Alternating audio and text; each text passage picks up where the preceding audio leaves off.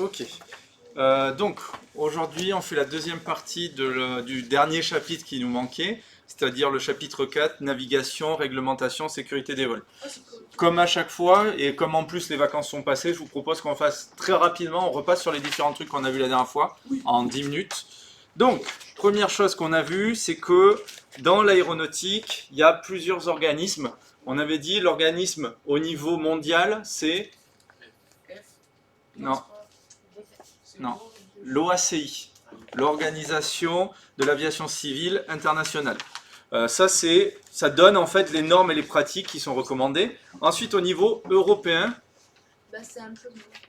ouais, c'est une version européenne, c'est l'EASA, d'accord, l'EASA, donc European Aviation Safety Agency, qui est basée à Cologne en Allemagne. Eux, ils font plutôt la réglementation communautaire. Et enfin, au niveau de la France, La FFF. alors la FFA, c'est pas ça. La FFA, c'est la partie. Ils gèrent pas la réglementation. J3F. Non, c'est la DGAC, la Direction Générale de l'Aviation Civile. D'accord. Ça, c'est la partie administration française et dedans, il y a plein de trucs dont on ne parlera pas. Dans les fédérations, il faut connaître un certain nombre de fédérations qu'on avait déjà vu à l'époque quand on avait fait le tour des aéronefs. Je ne sais pas si vous vous souvenez. La fédération aéronautique, c'est la FFA. Ensuite, la fédération d'aéromodélisme, AM, pour aéromodélisme. Ensuite, on a tout ce qui est hélicoptère, FFH, parce que Fédération Française d'Hélicoptères. Avant, elle s'appelait Fédération Française des Giravions, ce qui était un peu chelou, et ils l'ont changé en 2019. C'est pas il y a si longtemps que ça. Parachutisme, FFP. Maintenant, les sigles, ils sont assez logiques. Hein. FFP pour le parachutisme. L'ULM. Non, presque. Ouais, c'est la FF Plume. Parce que c'est la Fédération Française de planeurs ultra légers motorisés. Ok. Et on n'oublie pas, il y a combien de classes dans les ULM? 5. 6. Parce que maintenant, il y a les hélicos dedans aussi. Il existe des hélicos ULM, qui n'existaient pas avant. Ensuite, tout ce que je retrouve avec, par exemple, le parapente, c'est dans quelle fédération? La fédération. C'est pas vol à voile. Non, vol à voile, c'est les planeurs. C'est l'ancien nom des planeurs. D'ailleurs, la nouvelle fédération des planeurs s'appelle presque VP. Parce que P, c'est directement parachutisme. Donc c'est FFVP, Fédération Française de Vol en Planeur, qui avant s'appelait le vol à voile. Ça a changé en 2018. Donc c'était pas il y a longtemps. Et donc le parapente, c'est le vol libre. Fédération Française de Vol Libre. Et il nous en reste une dernière, c'est la Fédération Française des Constructions Amateurs et Collectionneurs d'Aéronefs, c'est la RSA. Il n'y a pas FF. RSA. Je ne sais pas pourquoi je ne l'ai pas noté. Bon, ce qu'il faut retenir ensuite, on avait parlé un peu des licences et des brevets. On avait dit, il y a plusieurs types de licences. Est-ce que vous vous souvenez, le début, le plus bas niveau qu'on peut avoir en aéronautique, c'est quoi? Le BIA. Le BIA. Est-ce que ça me donne le droit de voler? Non. Non, c'est juste un petit examen qui montre que vous avez des connaissances de base. Ensuite, il y avait un truc qui a disparu, c'est le brevet de base, d'accord? Ça n'existe plus. Ensuite, on a quoi? Le brevet ULM. Alors, le brevet ULM, il est au même niveau que le brevet normalement avion. Hein. C'est juste qu'il faut un peu moins d'heures et que ça coûte un peu moins cher, mais voilà. On a le LAPL. Donc le LAPL, là c'est à partir de 17 ans, c'est un peu moins important que le PPL. PPL c'est vraiment celui de pilote. LAPL c'est celui de pilote, mais on est restreint un peu plus en avion. Oui? Yes. Bonjour. Ah ben c'est Phil Arthur. Bonjour, bonjour. Et ensuite, si on veut commencer à devenir professionnel, je passe du PPL au CPL, voilà, le commercial. Et ensuite, si je veux devenir sur des gros avions, ATPL. ATPL, bien vu. Ok, ok. Et bonjour Sofiane. Là, je suis en train de faire un petit rappel de ce qu'on a vu lors du dernier cours. Bon, on avait vu un peu tout ce qui était certification. Je passe un peu rapidement sur ça. Ce qui va être important, c'est quoi? Ça va être l'alphabet aéronautique. Donc, si je vous donne cette plaque-là,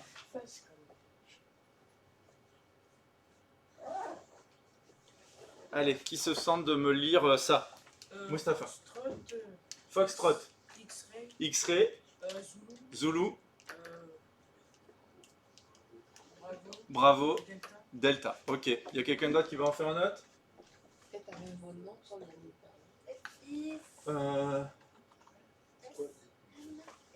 Alors là, j'ai fait tout ce que je pouvais.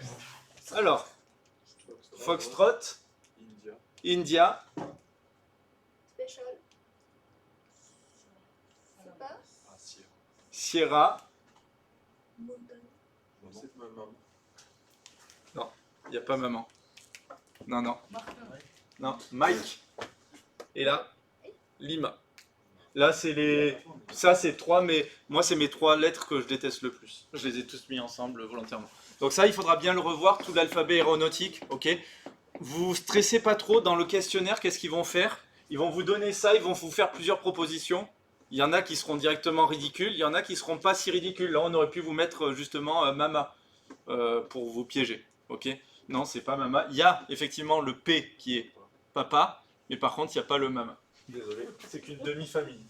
Allez. On avait vu ça, on avait vu quoi d'autre?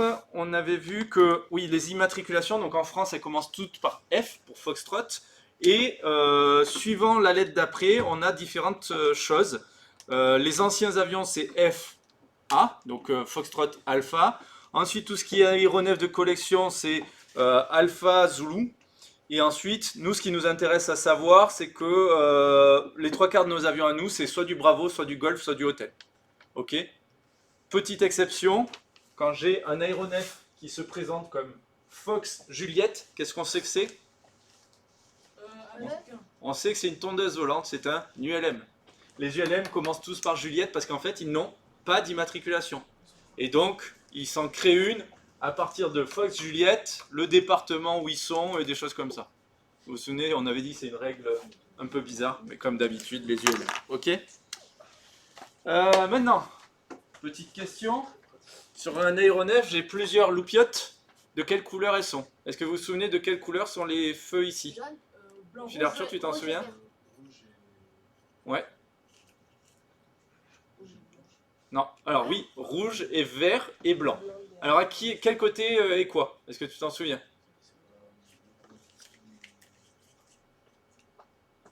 C'est pour indiquer le sens où cette direction. Ouais, voilà, ça sert à savoir dans quel sens l'avion il vole quand on est de très loin et qu'on n'y voit pas bien. Est-ce que tu te souviens si l'ampoule rouge elle est à gauche ou à droite? C'est à gauche, ouais. On s'en souvient comment? Les communistes, ouais, ok. Donc le vert est à droite, ok, et le blanc il est à l'arrière. À l'arrière, soit sur le dessus, soit vers l'arrière. Ok? Le 9. Ok, ça c'est bien. On en avait parlé. Est-ce que j'ai besoin dans un avion d'avoir un parachute? Ouais, bon. Ça dépend. Pas dans les. Pas dans les- Ça dépend. Dans lesquels avions? Exactement, ça dépend dans quel avion. Dans un avion classique ou dans un avion de ligne, effectivement, tous les passagers n'ont pas de parachute. Surtout si vous pouvez pas sauter. Dans quel moment j'ai besoin absolument d'un parachute? Qui a besoin tout le temps d'un parachute? Les véhicules militaires. Non, enfin oui, mais je parle dans l'aviation civile. Quand ils font Les pilotes. le freestyle, enfin le. Ouais, la voltige. Ouais, le freestyle. Alors, en voltige, on est obligé d'avoir un parachute. Voilà, et pour les planeurs aussi. Les planeurs sont obligés d'avoir des parachutes. L'oxygène, est-ce qu'on en a besoin tout le temps, pas tout le temps? C'est une question, non.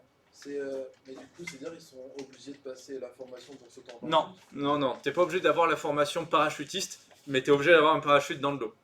En gros, c'est un parachute.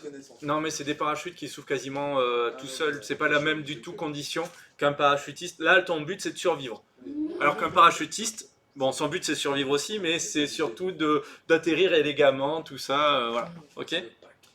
L'oxygène, c'est surtout à partir d'une certaine altitude où c'est obligatoire. En dessous, on n'en a pas besoin, il n'y a pas de raison. Nos cabines, elles sont pas pressurisées, donc voilà.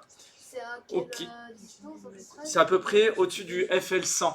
Est-ce que vous vous souvenez ce que ça veut dire FL100? C'est 1000 mètres, non?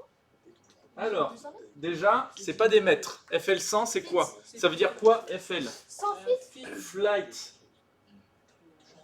level, le niveau de vol. 100. 100, et ça fait combien? Comment je fais pour savoir combien de pieds ça fait? Est-ce que vous vous souvenez de la règle?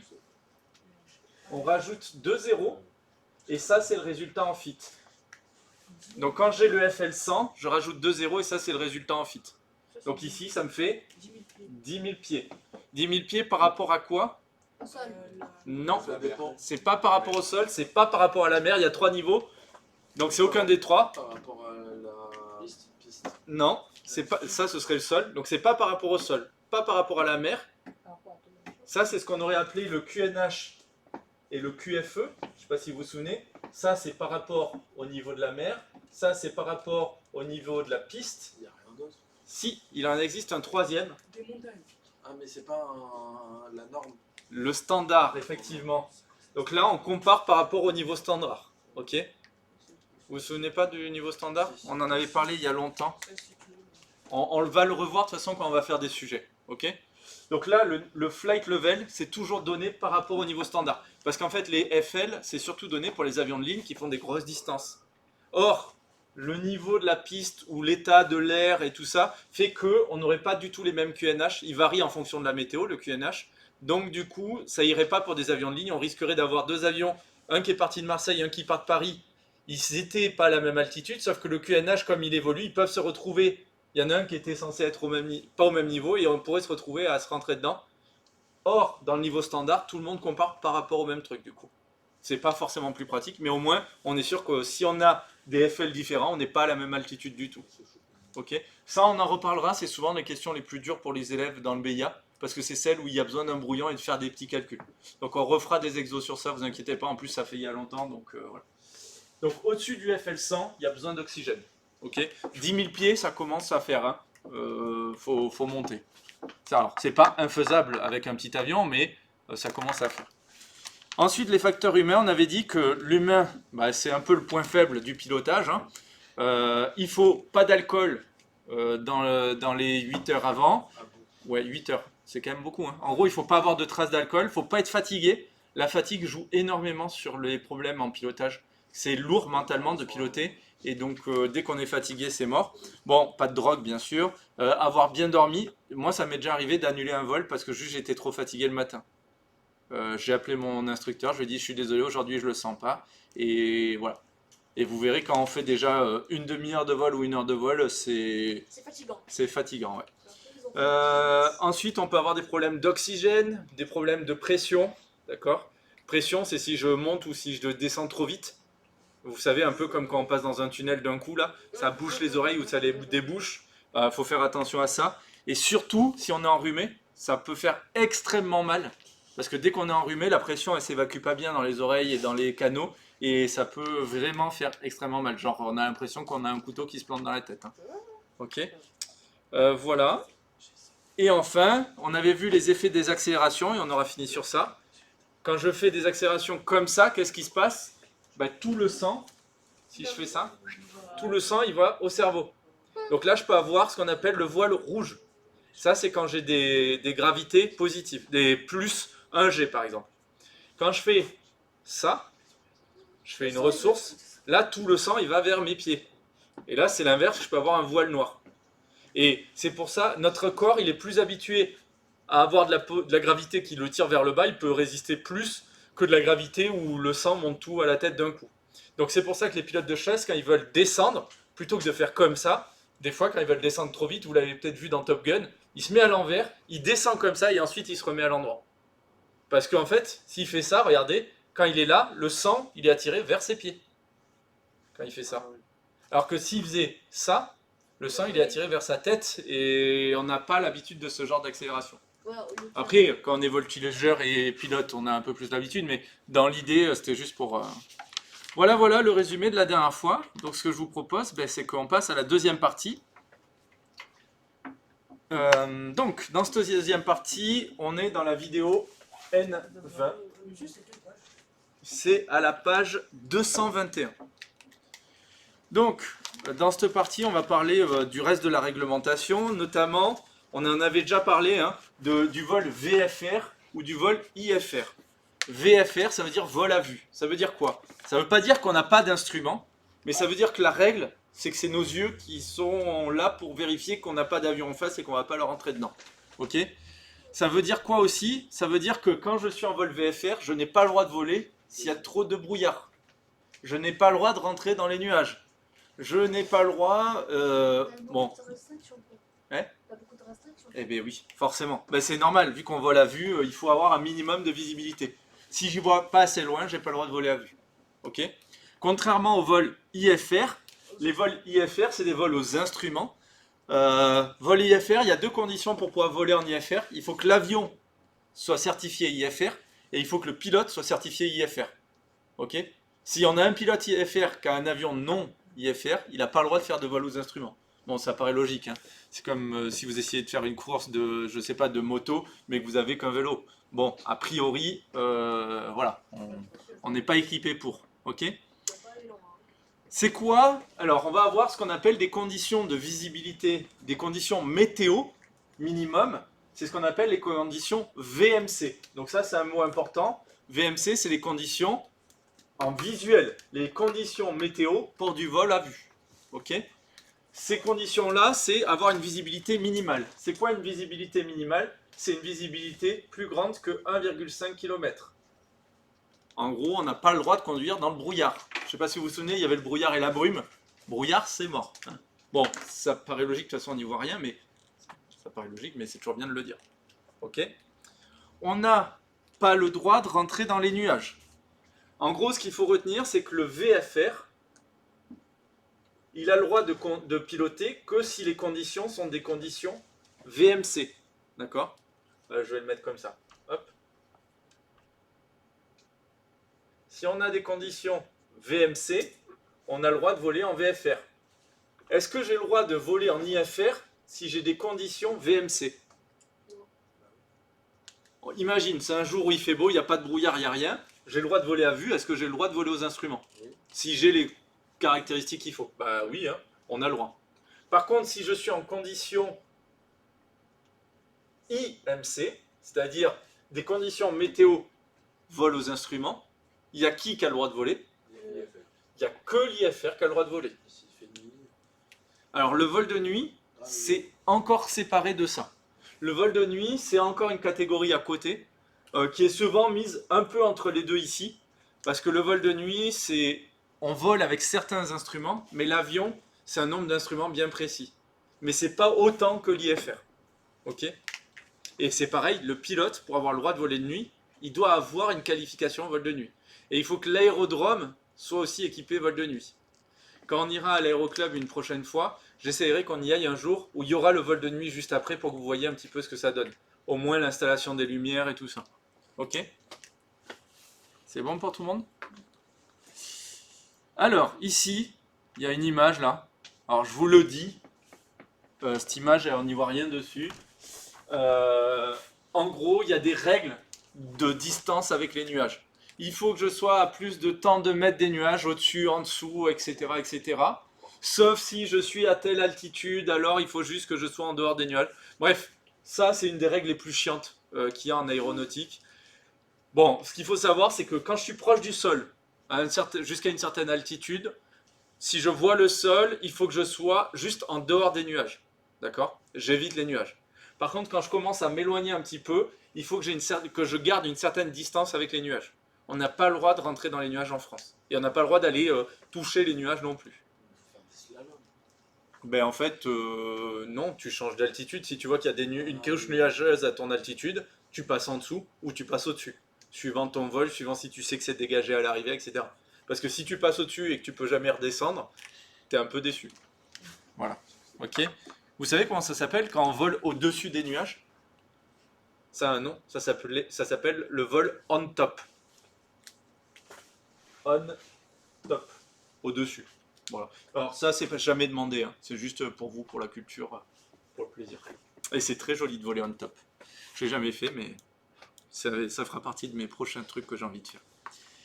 Voilà, donc là, ici, vous avez le tableau qui explique un peu la règle de l'altitude, suivant les altitudes, la distance par rapport au nuage et la visibilité minimale.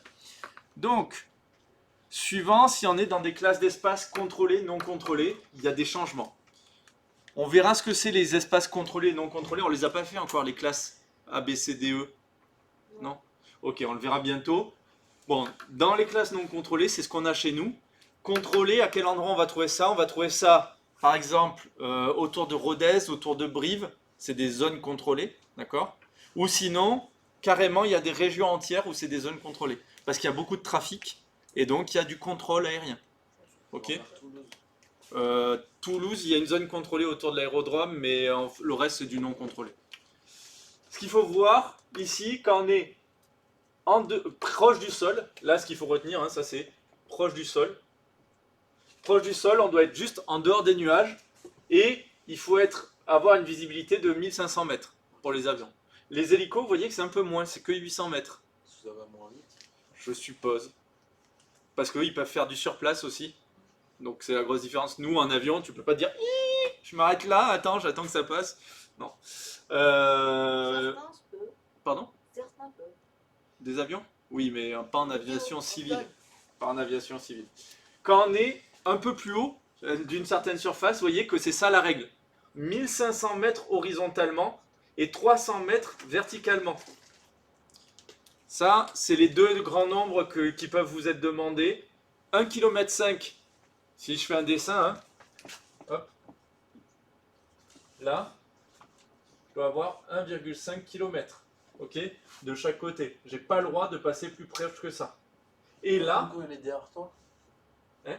Même quand il est non, derrière toi, on s'en fout. Mais t'as pas le droit de toi volontairement passer plus proche que ça. Alors après, c'est à l'œil, hein, ok. Et ensuite, sinon, c'est 300 mètres. Alors 300 mètres, c'est pas souvent ça qu'on retient parce que nos instruments, ils sont en quelle unité? Vite. Ils sont en feet. Donc en fait, si je le convertis en feet, ça fait à peu près 1000 feet. 1000 feet, c'est beaucoup et pas beaucoup à la fois, hein, en vrai. D'accord? Mais ça, c'est que quand je suis au-dessus d'une certaine altitude. 3000 feet au-dessus du sol, d'accord? Au-dessus de la mer, ou 1000 feet au-dessus de la terre. Ah oui, ça, je vous l'ai pas dit, AMSL. Oh, je suis pas très organisé aujourd'hui. Alors, above, ça veut dire mean sea level. Au-dessus du niveau de la mer moyen. Et AGS, je crois, AGL, pardon, above ground level. Au-dessus du niveau du sol. Donc là, 1000 pieds au-dessus, merde, je suis où? 1000 pieds au-dessus du sol ou 3000 pieds au-dessus du niveau de la mer. Ok? Bon, voilà un petit peu l'idée. Ok? C'est bon? Ça, il ne faut pas tout connaître, mais c'est vrai que ces deux distances-là sont pas mal à connaître. Ok? Donc le 1500 mètres et le 1000 feet. Et vous pouvez même faire ce joli dessin si vous voulez, si vous avez envie de dessiner un joli nuage. Voilà. Ok? Touk. Voilà, voilà. Ah, mais c'était écrit en dessous. Oh, je suis con. Bon, c'était écrit là, les définitions. Je vous ai dit, hein, je suis pas en forme aujourd'hui encore. Faut le temps de rentrer dedans. Retour des vacances. Ouais, c'est ça. Retour des vacances. Alors, on va rappeler les niveaux de vol. Ça tombe bien, on en a parlé tout à l'heure. C'est le N18, N19. Et là, je crois que je vais devoir refaire des dessins. Alors, le niveau de vol, on avait dit. Tac. J'ai mon avion. Est-ce que vous êtes prêts pour un dessin d'avion d'une qualité extraordinaire? Hop là. Hop. Ça, c'est mon avion. Ça se voit parce qu'il y a un cockpit. Ah, et merde, il y a une hélice aussi. Hop là, il y a une hélice. Ok. J'ai 3 niveaux que je peux indiquer. Attention, ça dépend complètement des aérodromes, des endroits où je suis. Le premier, c'est j'ai le niveau de la mer. Ouh, niveau de la mer. Ça, c'est ce qu'on va appeler. Si je donne l'altitude par rapport au niveau de la mer, on dit qu'on aura fait un réglage QNH. D'accord? C'est par rapport à la mer. Ensuite, la deuxième possibilité, c'est que j'ai ma piste ici. Ma piste est en 3D, pas la mer. Hein. On ne peut pas tout avoir. Hop là. Donc là, c'est les seuils. Merci. Voilà. Là, c'est la ligne milieu. Hein. Ça, par rapport au niveau de la piste, c'est le QFE. Le QFE est de moins en moins utilisé en France parce que ça a amené à trop de dangers. C'est ça si on retourne au même endroit. Ouais, sauf si on retourne au même endroit, mais même, moi quand je fais un vol l'hivernon, je suis en QNH. Ok?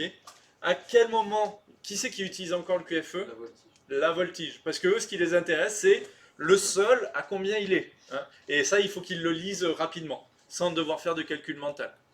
QFE. Et le dernier, ça dépend, il peut être n'importe où, d'accord? Il peut être très haut, très bas. Ici, j'ai par exemple le niveau standard. Hein. Hop. Ça dépend où est-ce qu'on se situe. Voilà. Et ça, c'est le FL pour Flight Level. Est-ce que dans des endroits où l'altitude est très basse, est-ce que le standard est... Non, où l'altitude est très haute, est-ce que le standard est... Est-ce que le sol, le standard il est en dessous? Alors oui, le sol il peut être au-dessus ou en dessous. Ça dépend de la pression du jour. Ça dépend de la pression du jour. Ce qu'il faut se souvenir, c'est que la pression du standard, est-ce que vous vous souvenez de la valeur? C'est une pression de 1013,25, on s'en fout un petit peu, mais 1013 hectopascal. Et ça, suivant la journée, ce 1013, il peut être très en dessous, très au-dessus, il varie tout le temps. Ce qui est sûr, c'est que comme tout le monde aura réglé son instrument sur 1013, tout le monde, même quand tu te déplaces, sera réglé sur la même chose. Voilà. Alors que le QNH ou le QFE, même dans la même journée, le QNH, il peut varier. Parce que, imagine, ce jour-là, tu as une dépression qui arrive sur la ville, bah, la pression, elle diminue, et bien en fait, ton QNH diminue. Et donc, si tu n'as pas refait ton réglage, tu ne serais pas à la bonne altitude que tu penses. Ça, c'est pour ça que quand tu vas contacter, par exemple, tu fais un trajet Figeac-Rodez, quand tu contactes l'aéroport de Rodez pour leur dire, ben voilà, je vais arriver à 5 minutes, dans 5 minutes chez vous, une des informations que te donne l'aérodrome, c'est la pression QNH. Comme ça, tu règles ton instrument en disant, ah, la bonne pression, c'est ça. Et comme ça, tu sais que l'altitude qui est affichée sur ton instrument, c'est la bonne. Voilà. Et en aviation, le QNH, on le règle à chaque fois qu'on contacte quelqu'un. Or, souvent, ça n'a pas beaucoup varié. Sur les longs vols, ça varie beaucoup. Sur un vol d'une heure, ça ne bouge pas. Hein. C'est une heure à Figeac-Rodez. Oh, c'est moins, c'est 20 minutes. Ouais, ça va vite. Hein.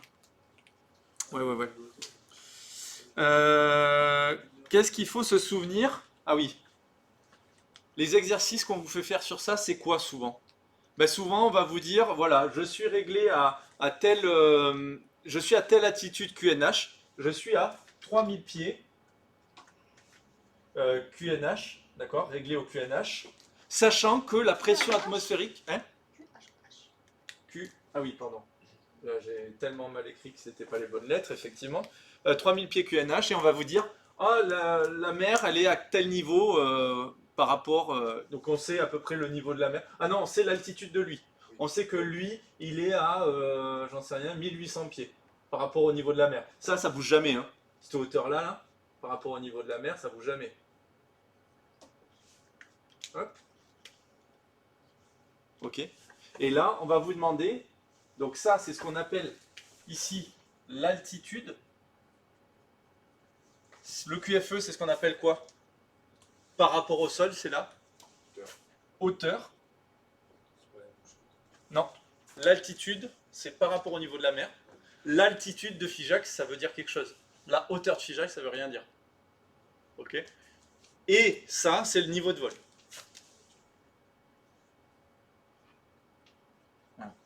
Tout ça pour dire qu'on vous dit, l'aérodrome, il est à 1800 pieds d'altitude. On vous dit, j'étais à 3000 pieds QNH, quelle est la hauteur de mon avion par rapport au sol? Du coup, comment on fait? Il faut se souvenir d'une formule. La formule, c'est que on perd 1 hectopascal tous les 28 pieds. Ça, c'est une des valeurs à connaître absolument. Ça, c'est à connaître. Ok. Il y a trois grandeurs à connaître comme variation. La variation de pression et la variation de température. Vous vous souvenez, on avait dit 2 degrés tous les 1000 pieds ou 6 degrés et demi tous les 1000 mètres. Voilà. Ça, c'est les 3 grandeurs à connaître.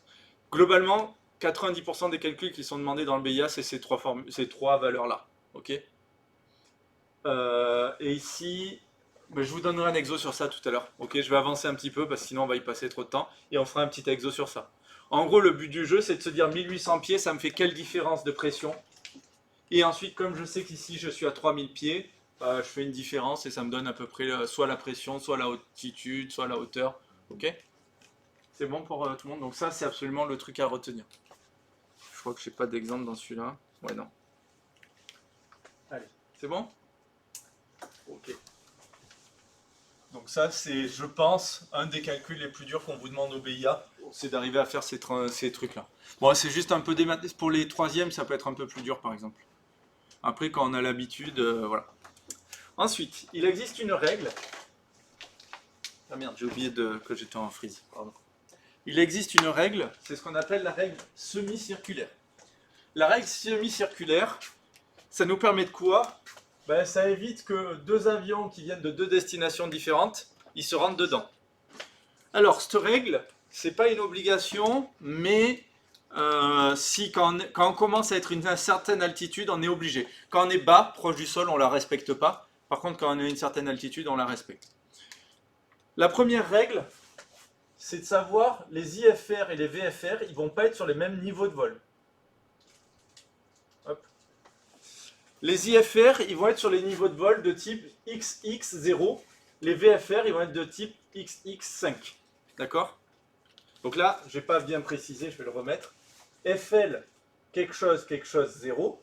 Et là, FL, quelque chose 5. D'accord? Ça veut dire quoi? Ça veut dire que par exemple, si je suis au niveau 0,10, ça c'est un niveau de quoi? 0,10. C'est un niveau, il finit par un 0, c'est un niveau IFR. Le niveau 0,15, c'est un niveau VFR. 0,20, c'est un niveau IFR. Etc. etc. Ok? Donc déjà, ça fait des couches IFR, VFR. Ensuite, eh bien, ça dépend dans quelle direction je vais. La règle, elle n'est pas très compliquée, c'est le chiffre des dizaines. D'accord? Donc le chiffre des dizaines, c'est lequel? C'est celui-là. D'accord? Si vous prenez un compas comme ça, je vais prendre un exemple de deux pays. Ici, j'ai le Portugal par rapport à la France. Et à droite, j'ai l'Italie. Ok, par rapport à la France. L'Italie est plutôt à droite, le Portugal est plutôt à gauche. Ok? Et bien alors, Italie, ça va me donner impair. Portugal, ça va me donner pair. Et ça, c'est pour le chiffre des dizaines. Ça veut dire quoi? Ça veut dire qu'un avion qui va de l'est vers l'ouest, il va avoir un niveau de vol sur la dizaine pair. Un avion qui va de la gauche vers la droite, il va devoir utiliser des niveaux impairs pour le chiffre des dizaines. Ah, c'est un mnémotechnique, le Portugal. Portugal et Italie, c'est mnémotechnique. Ok? C'est parce que c'est plus simple que de retenir le truc qui est ici. D'accord? Donc ça, ce qu'il faut retenir, c'est que ça, le chiffre des unités, c'est soit IFR, soit VFR. Le chiffre des dizaines, c'est selon la direction. La différence entre IFR et VFR, c'est... IFR, les vols aux instruments. Oh, oui, VFR, les vols à vue. Ok?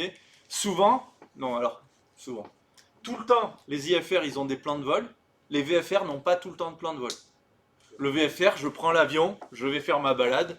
J'ai pas besoin de déposer un document officiel pour dire je vais faire une balade. Par contre, si je veux aller en Corse, si je veux changer de pays ou des choses comme ça, je suis obligé de déposer un plan de vol. Voilà. Quand on passe au-dessus de l'eau et quand on va dans un changement de pays, c'est obligé d'avoir des plans de vol. Même en VFR. Ok? Voilà. Et ça, souvent, on le fait en ligne. C'est-à-dire, nous, on a déjà préparé notre carte et tout, mais en ligne, on va dire, j'ai prévu de partir à telle heure, je pars de tel endroit, tant de passagers, je passe par là, là, là, et c'est comme ça. Et le jour où on fait le vol, s'il y a un retard, on est obligé de prévenir pour dire, attention, mon plan de vol, là, je suis obligé d'en redéposer un nouveau parce qu'on a une demi-heure, je crois, pour partir. Sinon, le plan de vol, il est annulé. Ouais. Voilà un petit peu l'idée. Est-ce que ça va pour tout le monde, l'idée de ça? Mustapha? Ça va? On l'a perdu. Est-ce que c'est clair cette règle? C'est bon? Donc là, ce qu'il faut retenir, dizaines, pair ou impair suivant la direction, unité suivant le type de vol. Il y a souvent des questions sur ça. On va vous dire, je suis un avion qui part de Brest, je vais à Dijon. je fais un vol en VFR, on vous propose 4 niveaux de vol et on vous dit lequel j'ai le droit d'utiliser. Une carte ou pas avec Non, C'est vrai, souvent c'est- non, il faut être pas si mauvais que ça en géographie. Il faut connaître les grandes villes.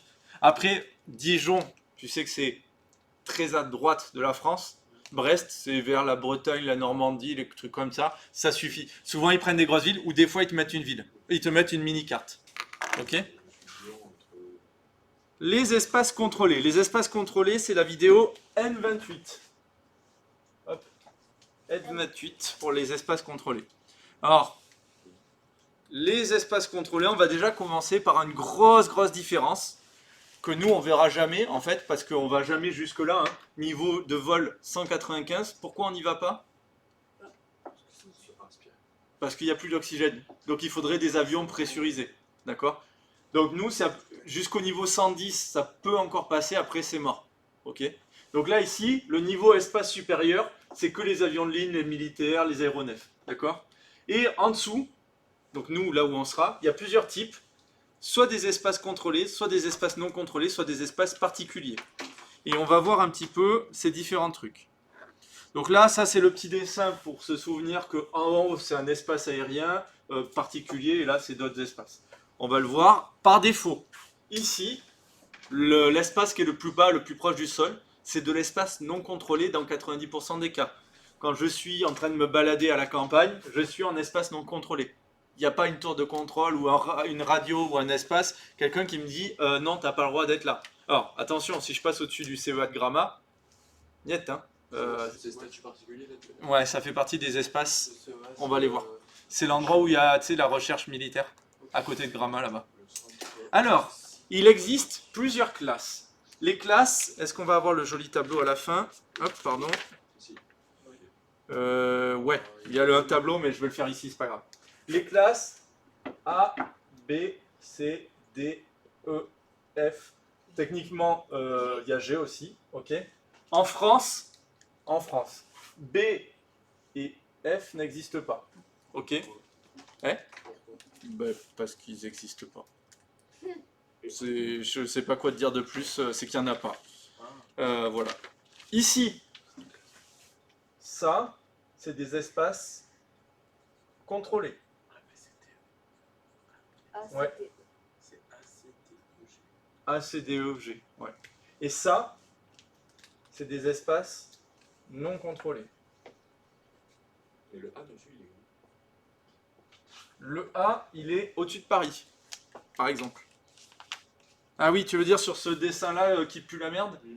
Ouais, on s'en fout. Ce dessin-là, vous pouvez faire une grosse croix dessus. On s'en fout complètement. Il n'a pas de sens, il est incompréhensible. Enfin, c'est vraiment... ça sert à rien. Ok? Et du coup, la différence entre le A et le C, c'est quoi? On y vient. Ok. Donc, le A, il est interdit au VFR. Donc ça règle la question. On n'a pas le droit d'aller dedans. Ok? Et c'est que Ouais, c'est que les IFR. Le C, en fait, on va avoir une règle spéciale qui dit que on a une séparation avec les IFR. Ça veut dire quoi? Ça veut dire que le contrôle, il va faire attention à ce que tout le monde soit bien séparé. Ok? Qu'est-ce qu'on va avoir d'autre? Il y a de l'infotrafic par rapport aux autres IFR, VFR. Bon, on va pas rentrer dans les détails. Hein. Le D, par exemple, dans le D, on a juste une infotrafic. Ça veut dire quoi? Infotrafic par rapport aux IFR et aux VFR. Ça veut dire quoi?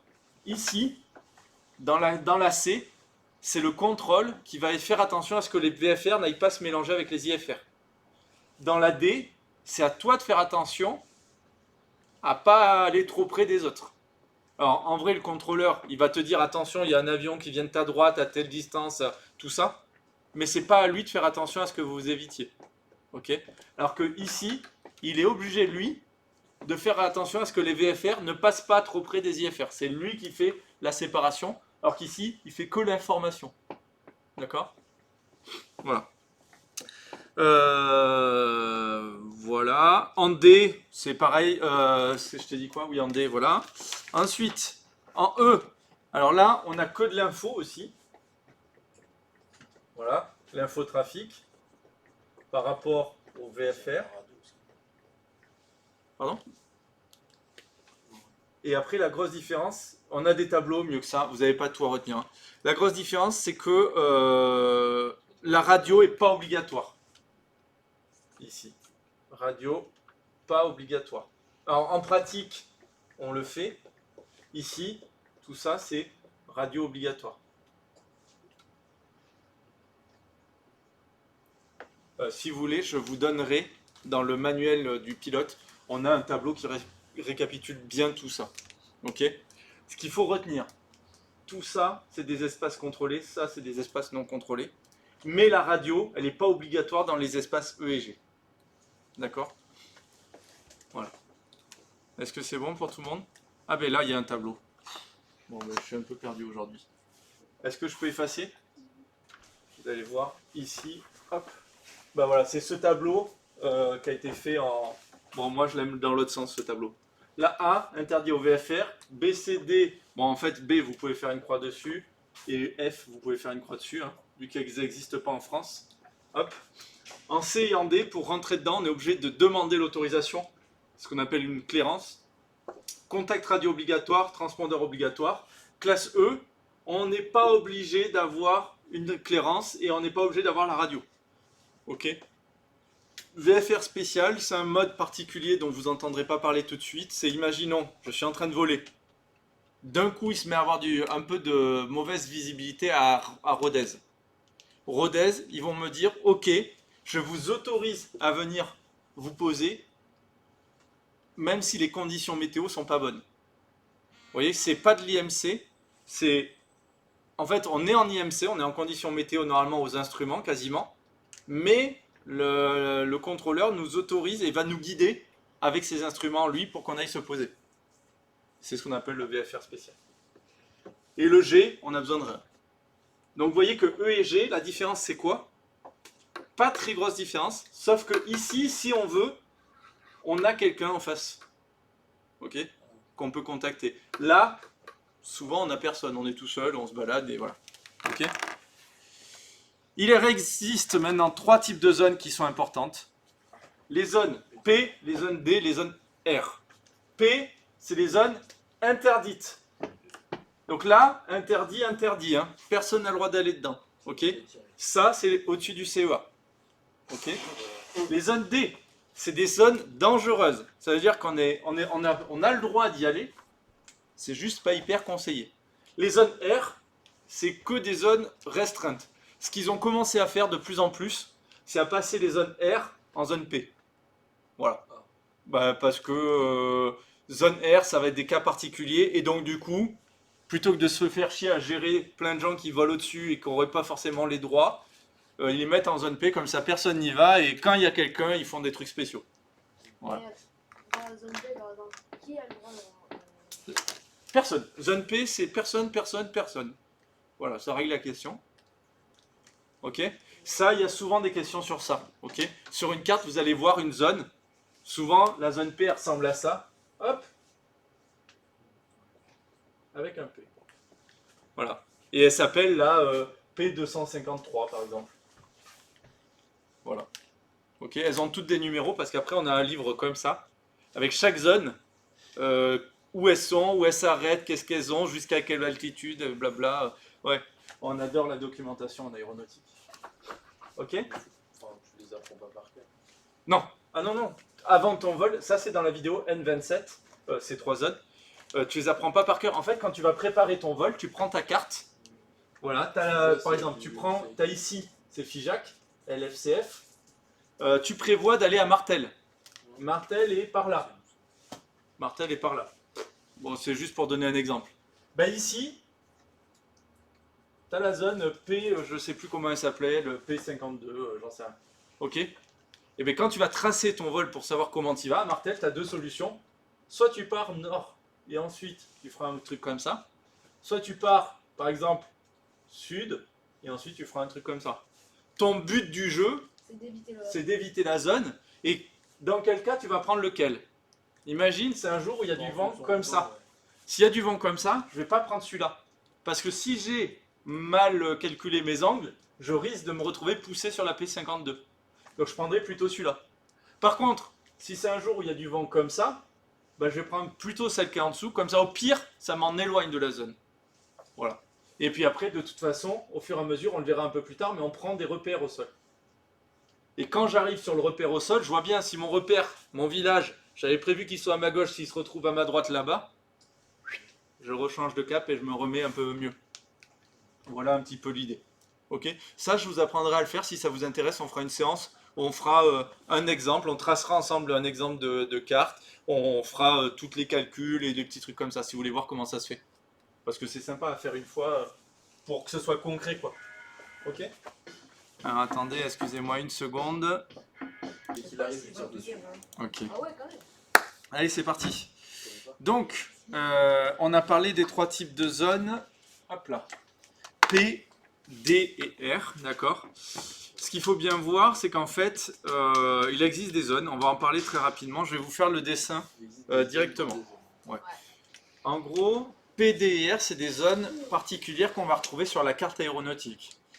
Les espaces aériens, A, B, C, D, E, F, G, pardon, A, B, C, D, E, F, G, ça, c'est des règles qu'on va devoir suivre avec la radio, avec est-ce qu'il faut un transpondeur et tout ça. Il existe des zones bien particulières, notamment autour des aérodromes. Si je prends l'aérodrome de Brive, la piste, alors je fais une petite piste, elle est là, ça c'est ma piste, hop, voilà, oula, bon elle est bombée. Au-dessus de la piste, ce qu'il faut voir, c'est qu'il existe une zone comme ça, alors, qui en fait est plus grande que ça, hein, mais c'est pour schématiser. C'est une sorte de cylindre, d'accord ? Ça, c'est ce qu'on va appeler la CTR, d'accord ? En gros, pour rentrer dans cette zone, il faudra absolument qu'on contacte le contrôle aérien. Et j'ai perdu 2 secondes ma feuille. Je sais pas où c'est. Voilà. Ça, c'est une zone bien particulière. Au-dessus des aérodromes, des aéroports, il y a une CTR. Et au-dessus de la CTR, ici, comme une sorte de méga champignon qui est souvent un peu allongé comme ça, hop. Hop là. Merci, merci. Vous voyez, c'est le chapeau du champignon. Ça, c'est ce qu'on appelle la TMA. D'accord ? Le début du vis, là. Ouais. Et il nous reste un dernier truc, la TMA, et il nous reste là, ici. Je vais le faire par tac. Voilà. Des couloirs comme ça. C'est bon les garçons ? À quoi servent tous ces trucs-là ? Vous imaginez, vous êtes un vol VFR classique. Alors je vais faire juste une piste un peu plus petite parce que là ma piste elle est trop grosse. Normalement au milieu d'une CTR, la piste elle fait ça, hein, même pas. Ok. C'est bon pour tout le monde ? Allô ? Allô, allô ? C'est bon ? Je pars du niveau du sol jusqu'à une certaine altitude, ça c'est ma CTR. D'accord ? À quoi ça sert cette CTR ? Déjà, c'est des zones où on est obligé d'avoir un contrôle radio et on est obligé d'avoir une clairance pour rentrer dedans. C'est-à-dire que si mon avion il est là, hop, avant de rentrer dans la CTR, il faut que le contrôleur aérien m'ait autorisé à rentrer dedans. Ok ? En fait, le contrôleur aérien, lui, va gérer l'ordre de priorité des différents aéronefs dans la CTR. Bonjour. Donc, la CTR, c'est finalement le pied du champignon avec à la base, on a une piste. La CTR part du sol jusqu'à une certaine altitude et c'est un contact radio obligatoire avant de rentrer dans la CTR. D'accord ?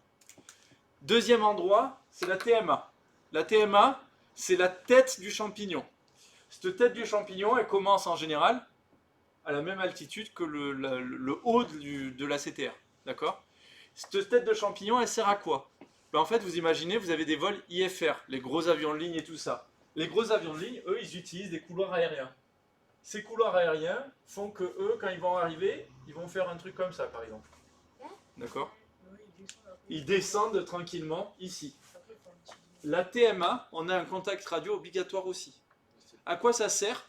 Soit quand je suis un petit avion de tourisme, soit je passe en dessous et je contacterai juste pour rentrer dans la CTR, soit si je veux rentrer dans cette zone, pour protéger tous les vols IFR qui sont dedans, on demande à rentrer dedans et comme ça le contrôleur aérien, il peut gérer encore une fois l'écartement et tout ça. Est-ce que vous voyez à peu près l'idée? Et du coup, ça sert à quoi au petit avion de monter dans la TMA? En fait, c'est pas que... Alors, monter dans la TMA, quand on a un petit avion, c'est rarement un truc qu'on fait... Enfin, on le fait pas pour le plaisir. Des fois, on le fait parce que ça nous permet de contacter le contrôleur aérien plus tôt. Et donc, il va pouvoir gérer très tôt le fait qu'on va arriver. Il va pouvoir gérer l'espacement. Il va nous faire des tout petits détours pour éviter de nous faire faire... Ici, imagine, il y a beaucoup de trafic. Qu'est-ce qu'il va te faire faire? Il va te faire faire ça. Il va te faire faire des fois plusieurs tours sur toi-même. Ce qu'on appelle des 360 de retardement. Parce qu'il y a trop de trafic ici. Et que quand tu as un gros avion Ryanair, Airbus, Boeing, et que eux ils sont aux instruments et qu'ils sont planifiés, c'est du commercial, les petits avions, je sais pas si vous vous souvenez, il y a une règle. Quand j'ai un gros avion devant moi, il faut que j'attende un petit peu avant d'aller le suivre. Parce qu'il y a les tourbillons. Voilà. En fait, quand il y a un gros avion, imaginons, on va prendre... Voilà. Là, ça c'est mon Airbus qui est en train d'arriver à Rodez. Non, c'est mon Ryanair qui arrive à Rodez, d'accord? Ryanair arrive à Rodez et moi j'ai envie d'aller me poser aussi. Eh bien, entre les deux, pour éviter les tourbillons qui sont là, parce que l'avion est très lourd, donc il a beaucoup de pression et beaucoup de différence de pression entre le haut et le bas de l'aile. Ici, ça fait des gros tourbillons. On doit avoir minimum 3 minutes entre les deux avions. 3 minutes. 3 minutes. Donc ce qui va me faire faire, le contrôleur aérien, des petits tours, 1 ou 2 minutes, le temps qu'ensuite je puisse aller me poser. Et ça, c'est valable en l'air jusqu'au moment où l'avion il s'est posé et il roule sur le sol. Voilà. Les tourbillons, ils apparaissent à partir du moment où il y a la portance. À partir du moment où les roues ne touchent plus le sol, ça y est, c'est là où il y a des tourbillons qui apparaissent. Ok? Donc là, ici, voilà la CTR et la TMA. Est-ce que ça va pour tout le monde? Voilà. Ce schéma qui est en dessous, là, le schéma qui est là, celui-là, vous en foutez. Ok, il est moche, il sert à rien, il est hyper compliqué, on s'en fout. Ok? Ce qu'il faut voir, c'est que les CTR sont souvent des classes D et les TMA sont souvent des classes C. Ça veut dire quoi? Dans la classe D, je ne sais pas si vous vous souvenez, on a le contact radio et la clairance obligatoire. Par contre, on n'a qu'une information. Alors qu'ici, dans la classe C, on a tout ça, plus en plus, le contrôleur aérien va être sûr qu'on évite les IFR. Il fait la séparation entre IFR et VFR. Ok? Ça va l'idée à peu près? C'est à peu près clair? Ok. Il existe ensuite plusieurs services de la circulation aérienne. Et là, ça c'est une partie un peu chiante parce que souvent on ne se rend pas compte. Parce que la même personne, elle fait souvent les 3 services. Voilà. Mais c'est des services rendus. Or, les services rendus, suivant dans quelle zone je suis, ne sont pas les mêmes. Ok? Quand je suis en classe G, aucun service. Quand je suis en classe E, j'ai le service d'information. Quand je suis en classe D, j'ai encore un service d'information. Par contre, quand j'ai ici classe C, j'ai un service de contrôle. Vous voyez un peu l'idée? Donc les services de contrôle, ils empêchent les abordages. Alors ça, c'est un mot important, le mot abordage. Abordage, c'est quand je suis en vol. C'est 2 avions en vol. Un abordage, c'est en vol. Quand je suis au sol, c'est une collision. Un truc de pirate. Ouais. Alors attention, pourquoi c'est important? Parce que des fois on vous demande, mon avion il a accroché un autre avion au sol, est-ce que c'est un abordage ou est-ce que c'est une collision? C'est une collision. Ok? Je tape dans un poteau, c'est une collision. Le service d'information, lui, il donne que de l'information. Et le service d'alerte, alors le service d'alerte, c'est quand il y a des problèmes, quand on va dire à la radio, c'est quoi quand on veut dire qu'on a un problème à la radio? Si vous connaissez les mots-clés. Mayday, Mayday, Mayday, 3 fois. Ça vient d'un Ok. mec qui avait un mauvais accent. Ouais. C'est ça. Voilà un petit peu l'idée. Alors, quels outils ils utilisent les contrôleurs aériens? Bah déjà, ils utilisent le radar. Hop. Le radar, ça marche comment? Je sais pas pourquoi j'ai éteint, parce que je vais faire un dessin. Comment ça marche un radar? C'est un truc qui tourne. Non. Alors, ça tourne pas forcément déjà. Non, mais mais ça ça émet scanne une des... zone. Tac, on va imaginer que ça c'est mon radar. Allez hop, c'est sous forme d'une parabole, mais qu'est-ce qui se passe? On balance des ondes. Alors déjà, ce qui est important, c'est qu'un radar envoie des ondes. Ok. Pour détecter Après, les ça véhicules, rebondit normalement. sur. Non. Ah oui. Quand j'ai un objet, alors pour l'instant, j'ai fait un avion. Mon avion, est-ce qu'il a besoin d'avoir un équipement particulier? Non. En fait, l'onde, elle arrive dessus. Tac. Oula. Ah oui, c'est. Elle arrive dessus et elle rebondit. C'est à... Et c'est directement le rebond de l'onde qui permet de savoir que on a un objet. Mais ici, ce serait pas un avion. Ce serait un planeur. une casserole volante. Ça changerait rien. Même sans instrument, ça marche. Le radar marche tout le temps. Le radar, c'est pour ça que quand vous passez avec votre voiture devant un radar, vous pouvez prendre une amende, même si votre voiture n'a pas de radio dedans. Hein. L'amende, vous la prenez quand même, hein, je vous le dis. Même si on passe assez vite en vélo, on peut prendre potentiellement un radar. Ok. Donc le radar, il n'y a pas besoin du tout d'instrumentation à bord. C'est important parce que le radar, en fait, ils vont effectivement avoir un radar qui va faire quoi? Qui va envoyer des ondes là, qui va commencer à tourner, qui va envoyer des ondes là, qui va continuer à tourner, qui va envoyer des ondes là. Et s'il y a un objet, sur l'instrument du radar de l'opérateur, il va voir un point. Par contre, c'est un point. Il n'a pas le nom, il n'a pas la taille, il n'a aucune info. Il sait qu'il y a quelque chose. Et en fait, petit à petit, il va voir ce point qui se déplace. Mais ça, il faut qu'entre-temps, le radar, il ait fait un tour. Hein. Parce que le radar va balayer comme ça. Ok? Soit il s'approche, soit il s'éloigne. Ouais, mais ça, pour l'instant, on ne le sait pas, d'accord? Oui? Bonjour. Donc le radar, le but du jeu, c'est juste de voir un peu tout le bazar qu'il y a autour. Mais souvent, le radar, il est couplé à d'autres trucs. Parce que juste des points, ça nous aide pas à savoir qui, ça nous donne pas forcément toutes les infos, etc. Ok?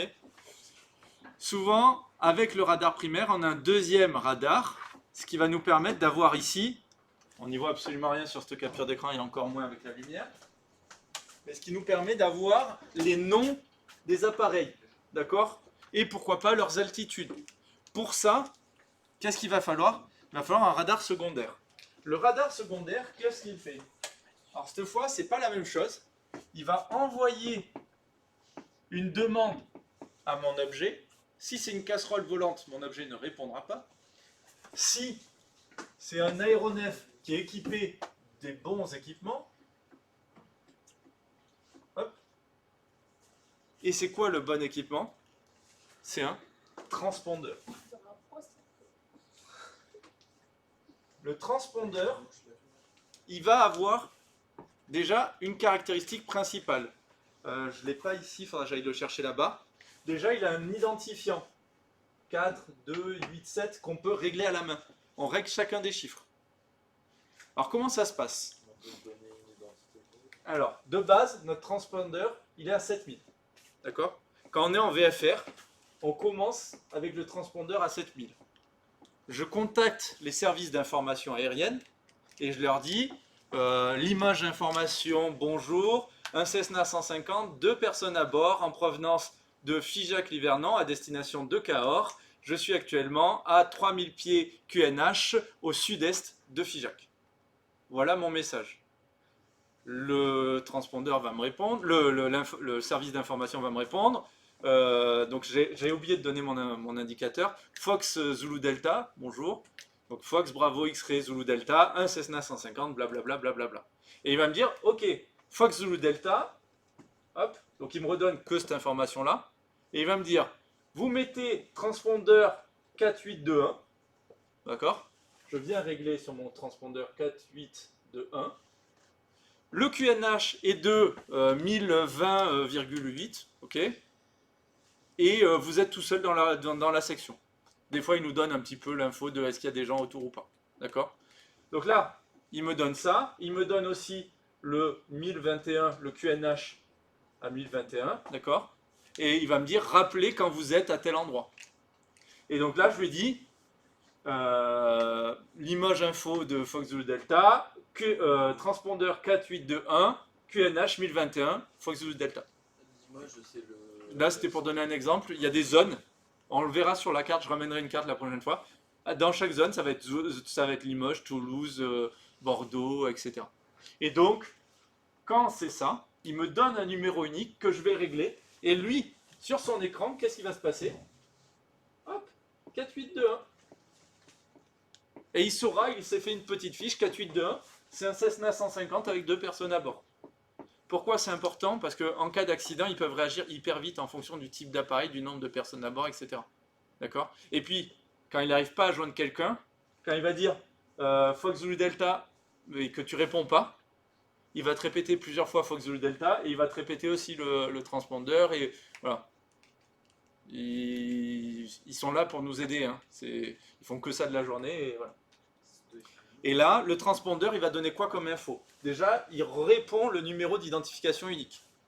Il va redonner une deuxième info, c'est l'altitude. 3000 feet, par exemple. Ça, c'est pratique parce que le contrôleur, sur sa carte, il peut voir s'il y a des aéronefs qui vont dans la même direction avec des altitudes à peu près cohérentes. Et dans ces cas-là, il va dire Fox Zulu Delta, vous ferez attention, un aéronef provenant de telle direction, à telle altitude, à 3 minutes de vous. Et là, quand c'est comme ça, lui, il n'a pas à te dire ce que tu dois faire, si tu dois monter, descendre, aller à droite, aller à gauche, mais en tout cas, il t'a donné l'info. Et là, toi, tu vas dire, ok, bah dans ce cas-là, je vais monter, je vais descendre. En fait, tu lui dis, même si t'es pas obligé, juste parce que comme ça, lui, il est au courant et ça le déstresse, quoi. Mais il va le message aux deux en même temps.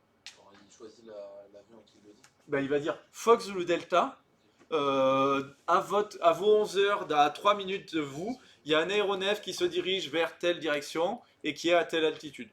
Et il s'adresse à toi. En fait, tous les messages commencent par ton identification. Donc en fait, tu sais, des messages, des fois, c'est en continu. Hein.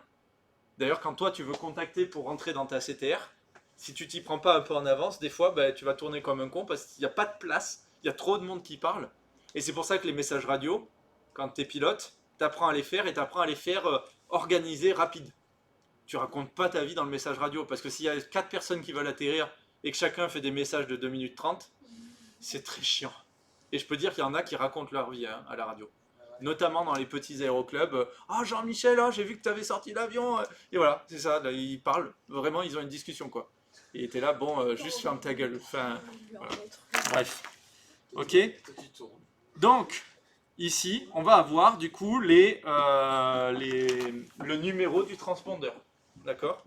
Ce numéro du transpondeur, de base VFR c'est 7000. Donc ça, vous pouvez le rajouter ici. Et il existe 3 numéros à connaître par cœur. Donc 7000, il est écrit ici. Hein. 7000, c'est VFR. Et ensuite, il y a 3 numéros. Alors, il y en a un qui arrive pas souvent quand on est dans un petit avion de place. C'est celui de détournement. C'est-à-dire, il y a un pirate de l'air qui est avec un couteau sous votre gorge. Bon, autant dire qu'un petit avion de 2 places ou 4 places, ça arrive pas souvent. Sauf si votre mamie, elle est pas gentille et qu'elle vous menace. Mais sinon, ça va. Ok? Ah, en gros, si le pilote se fait menacer, il met celui-là. Ouais, si le pilote se fait menacer et que en fait, l'avion est en train d'être détourné, il met 7500 au transpondeur. Comme ça, les services d'alerte, il n'a pas besoin d'annoncer au micro qu'il y a un problème. Tout le monde voit, à 7500, c'est un gros flag rouge. Hein. Mais faut pas, faut qu'il puisse le mettre, ça. Mais faut pas que Oui. les autres soient au courant qu'il faut mettre 7500. Voilà. Donc bon, un bon pirate de l'air, c'est le premier truc qu'il va vérifier. Hein. Et il va vite le rechanger. Bon, bref. Ensuite, 7600, ça c'est hyper important. La panne radio. Ça arrive parce que, imaginez, vous avez à un moment plus de radio. Ça peut arriver pour plein de raisons. Le câble jack qui est dans le côté là, des fois il a un peu de jeu, il s'est dessoudé, voilà. Alors des fois ce qu'on fait, on enlève la radio à gauche, on la branche à droite. Des fois ça suffit pour récupérer la radio. Des fois c'est le bouton sur le volant qui marche plus. Ou des fois c'est juste la radio qui a pété. Ça peut arriver. Dans ces cas-là, comme le transpondeur c'est un appareil à part, on va mettre 7600 sur le transpondeur. L'avantage de faire ça, c'est que les tours de contrôle, quand ils nous voient arriver avec un 7600, ils vont quand même essayer de nous contacter, mais ils savent que c'est probable qu'on n'arrive pas à répondre. Et donc, dans ces cas-là, ils vont communiquer normalement par message lumineux. Des feux, des trucs comme ça. Des feux lumière, hein. Pas des feux, ils allument un bâtiment et oh, ça fait des flammes. Non. Voilà. Il y a tout un code coloré pour dire tu viens de poser, tu viens pas de poser. Voilà, il y a tout un code à la con, qui est très chiant d'ailleurs, que personne... on apprend pour l'examen et ensuite on l'oublie parce qu'on s'en sert jamais, jusqu'au jour où on en a besoin. Et dans ce cas-là, on va prendre le petit carnet et... Ah bon, ça arrive pas souvent. Hein. La détresse. Et la détresse, c'est tout le reste. Alors, c'est quoi la détresse? C'est par exemple, Quand t'as un problème. T'as un problème. moteur qui lâche. alors sans aller jusque-là, tu as, alors bien sûr, ton moteur qui s'arrête, là, tu es dans une grosse détresse, mais dans ce cas-là, tu n'as pas le temps de réfléchir à grand-chose. D'accord? Un autre truc qui arrive plus souvent, c'est par exemple, tu vois ta température d'huile qui commence à augmenter beaucoup, beaucoup, beaucoup. Ça veut dire quoi? Ça veut dire que soit ça manquait d'huile, soit il y a une fuite d'huile, soit c'est mal refroidi, soit il y a plein de raisons possibles. Ta pression d'huile qui chute, ça aussi, c'est pas une bonne nouvelle, hein.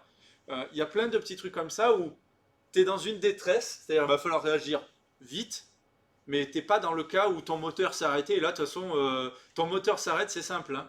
T'es pas en train de gérer ça, Non. tu es en train de gérer, chercher un champ dans lequel tu vas aller te poser.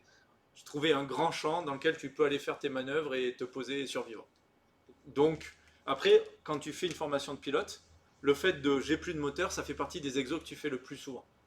C'est celui qui te servira probablement le moins dans ta vie de pilote, parce que ça arrive pas souvent en tant que pilote que le moteur s'arrête, mais par contre c'est celui auquel tu es le plus entraîné. Parce que la gestion du stress et tout ça, et la gestion c'est un exo bien particulier, de trouver un champ, bien s'aligner, bien prévoir les altitudes, bien prévoir tout, parce que là tu peux pas, t'as pas de deuxième chance, hein. Moi, par exemple, sur un simulateur, la seule chose que je trouve que quand il y a mon moteur qui est mort, ou que il y a mon, par exemple, je tape un boulet, dans un simu, j'éteins mon moteur et j'arrive à avoir une vitesse, une altitude, une petite altitude, quoi, 500 mètres, 500 mètres max. Puis je rallume un petit peu le moteur, genre. Oui, mais c'est 30, s'il redémarre le moteur. S'il redémarre pas, en fait, S'il avant redémarre d'aller pas. se poser dans le champ, on va bien sûr essayer de redémarrer le moteur. Pour ça, il y a toute une checklist mélange, essence, contact, réchauffage. Voilà. Quand on est pilote, on la connaît par cœur, parce qu'il faut qu'on soit capable de la faire en moins de 15 secondes en gros. Moteur se coupe, je fais quoi? Mélange. Est-ce que je suis en plein riche? Oui, non. Parce que des fois, on avait enlevé le plein riche parce qu'on était en altitude, et quand on est redescendu, ben en fait, il n'y a plus assez d'essence par rapport à la quantité d'oxygène, et notre moteur s'étouffe. Donc là, on remet plein riche.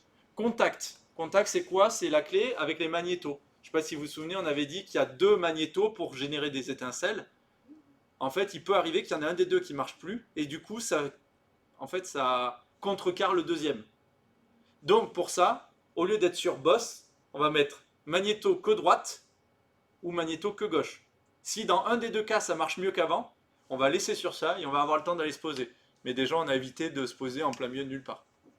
Mélange, contact. Je dis quoi ensuite? Essence. Essence, dans le petit avion de place, bah en fait les deux ailes sont hautes, donc l'essence elle descend tout le temps vers le moteur. Si j'ai plus d'essence, je suis mort. Ce qui peut arriver, c'est que par contre, on avait fermé le robinet, parce que quand il est au hangar, il est fermé. Sauf qu'il restait un petit peu d'essence dans le circuit. On a pu décoller, on décolle. Quand le circuit est fermé, on a entre 10 minutes et 20 minutes de vol. Sauf que du coup, entre le moment où ça a été fermé, on commence à décoller et tout ça, on se dit pas, ah merde, ça se trouve, c'est mon robinet qui est fermé, quoi. Et là, il suffit juste de rouvrir le robinet, voilà. Sur l'avion 4 places, c'est un peu plus chiant, c'est des ailes basses. Donc il faut des pompes qui remontent vers le moteur. Et là, on a un sélecteur sur le côté, réservoir gauche, réservoir droit, et au milieu, aucun réservoir. Donc si on a mal cliqué le truc à droite, ou si on a oublié de le changer, parce qu'on est censé le changer toutes les demi-heures, si je suis resté tout le temps sur le réservoir gauche, je peux avoir mon réservoir gauche qui est complètement à sec et le réservoir droit qui est encore plein. Du coup, ça. Alors non, ça on s'en fout, ça penche pas tant que ça, en vrai. C'est surtout que dans ce cas-là, mon moteur s'arrête. Je me dis, et en fait, j'ai encore plein de litres ou de gallons dans l'autre aile. Donc là, je change mon truc, je redémarre et c'est fini, quoi. C'est déjà arrivé. Alors moi, non, parce que j'ai très peu pris celui-là. Et puis, on a des checklists, on a quand même beaucoup de méthodologie. Là, tu vois, quand je te dis mélange essence, contact, réchauffage, voilà, on les connaît, quoi. D'accord? On les connaît par cœur pour éviter ça. Mais plus tu pilotes, plus des fois tu prends des mauvaises habitudes, plus tu vas un peu plus en dilettante. Ouais, aujourd'hui je fais qu'un petit tour, je vais pas me faire chier à tout faire. Et en fait, voilà. Oui. C'est quoi le chauffage? Le réchauffage, on a une manette qui permet pour éviter de geler. Voilà. Des fois ça givre. Dans la partie essence, l'essence elle est ici envoyée sous forme de petites gouttelettes. pour ensuite, il y a ici un réglage comme ça, et ensuite ça va venir exploser dans les pistons et tout ça. Sauf que à cet endroit-là, à l'endroit où on vient projeter là, on vient projeter à très grande vitesse. Or, très grande vitesse veut dire que la température elle est beaucoup plus basse que le reste de l'air autour. Et donc ça peut geler l'ensemble du système. Et donc pour éviter ça, on va injecter de l'air chaud qui était déjà autour du moteur et on vient réinjecter cet air chaud au milieu du reste pour que ça réchauffe. Et donc ce réchauffage, on va le mettre à quel moment? On va le mettre déjà quand j'ai besoin de... Quand déjà je veux éviter que ça gèle quand je suis en altitude, et sinon au décollage, des petits trucs comme ça. Et donc le réchauffage permet d'éviter le givrage. Et donc le fait de mettre le réchauffage, ça permet de vérifier est-ce qu'il n'y avait pas juste un problème de givrage. Voilà. C'est bon? Donc en fait, toutes ces checklists qu'on a en aviation, elles sont là pour éviter qu'il y ait un accident. Normalement, on a 4 checklists qui vérifient chaque truc, quoi. Ok? Allez, on a bientôt fini. Les aérodromes. Il existe des aérodromes contrôlés ou des aérodromes non contrôlés. Est-ce que vous avez des exemples d'aérodromes contrôlés ou d'aérodromes non contrôlés? L'Hivernon, c'est non contrôlé. Pourquoi? Parce qu'il n'y a pas de tour de contrôle. Parce qu'il n'y a pas de tour de contrôle, effectivement. D'accord. Alors, Cahors, C'est contrôlé. et C'est non. entre les deux. Alors, en fait, Cahors, c'est un non contrôlé. Pourquoi? Parce qu'il y a bien un agent dans la tour, Mais c'est pas un... mais c'est pas un contrôleur aérien. C'est ce qu'on appelle un agent AFIS, ici. Aérodrome Flight Information Service. L'agent AFIS, vous imaginez, c'est un mec de la mairie, hein, qui est payé par la mairie, et qui est là pour donner des informations aux gens qui viennent sur l'aérodrome. D'accord? Par contre, il n'a pas le droit de donner d'ordre. Alors, en pratique, quand il y a des agents AFIS, nous, on parle avec eux comme si c'était des contrôleurs aériens, mais en pratique, ils n'ont pas le droit de donner d'ordre. D'accord? Le contrôleur aérien, lui, donne des ordres. L'agent AFIS, lui, il vous donne des infos. Il vous dit, il fait telle température, le vent, il vient de telle direction, le QNH est de temps. Aujourd'hui, typiquement à Cahors, il va vous dire, aujourd'hui, il y a du parachutage, donc évitez de passer à telle altitude ou des choses comme ça. Ok? Ouais. Voilà. Donc l'agent AFIS, ce n'est pas un contrôleur aérien. D'accord? Donc Rodez, Brive, Aurillac, c'est des contrôleurs aériens. Cahors, c'est un agent AFIS. Mais Aurillac, des fois c'est un contrôleur aérien, sur les horaires commerciaux, des fois c'est un agent AFIS. Et on ne le sait pas toujours à l'avance. D'accord? Donc du coup, ce qu'on fait, c'est que quand on va leur parler, on va parler aux deux de la même façon. Histoire que si c'est un contrôleur aérien, ce qui va nous répondre, ce sera des ordres. Si c'est un agent AFIS, ce qui va nous répondre, c'est des conseils / informations. Même si des fois, les phrases qu'ils utilisent, c'est les mêmes. Parce que des fois, c'est les mêmes personnes. En plus. Voilà. Ok? Donc... Hein? Un contrôleur aérien peut ne pas être contrôleur aérien et AFIS. Ah oui, oui, oui. Souvent, les contrôleurs aériens sont que contrôleurs aériens. Les grands... que tu prends par exemple Toulouse ou Brive, c'est que du contrôle aérien. Quand il n'y a pas d'agent de contrôle, il n'y a personne. À Toulouse, ça n'arrive pas, mais à Brive, ça arrive. À Aurillac, ils ont un peu les deux. Ils ont un peu des contrôleurs, un peu des agents AFIS. Ok? On va vous donner, les agents de contrôle aérien vont vous donner un certain nombre d'infos. Déjà, ils vont vous dire la piste en service. Ça veut dire quoi, la piste en service? C'est là où tu peux atterrir. Ben oui, parce que des fois, les pistes, alors il y a plusieurs catégories, hein, mais si je prends l'exemple d'une piste, ici, ce serait quoi ces pistes-là?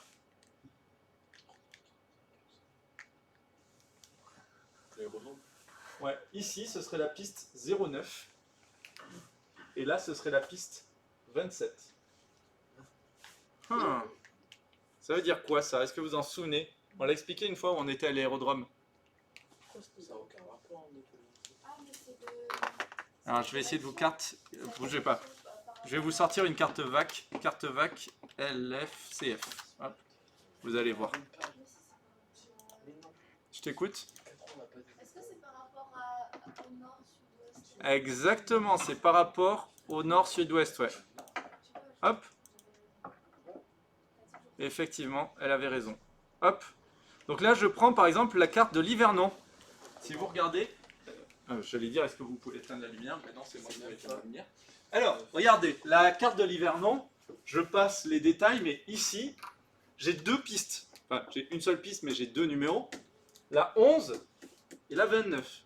Comment on donne les numéros? La 11, c'est parce qu'on est en direction du 109 degrés. D'accord? On prend que les deux plus gros chiffres, la centaine et les dizaines, et on arrondit parce que on arrondit toujours au plus proche. Ok?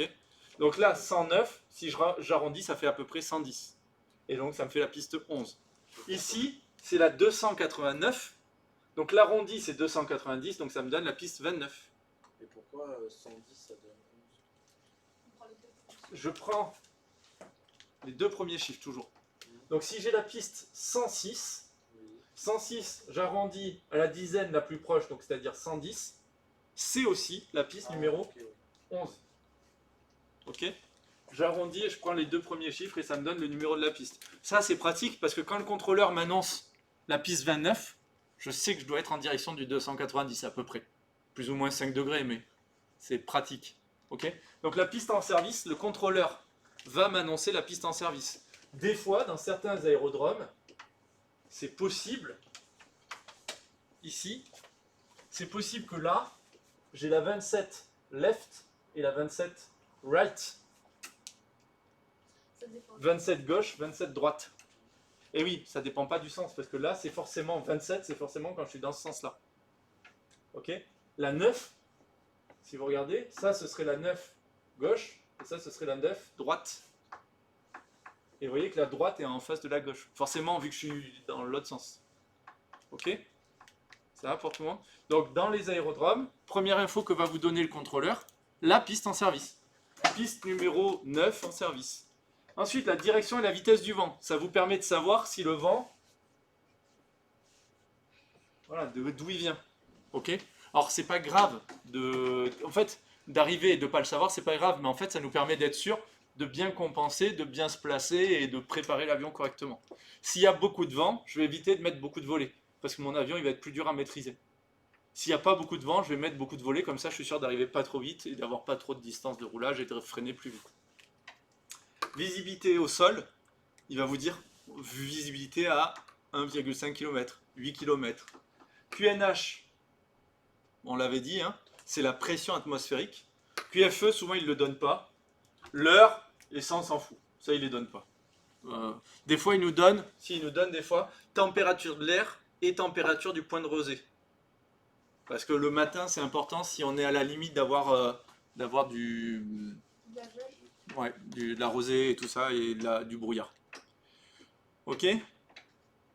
Voilà, voilà.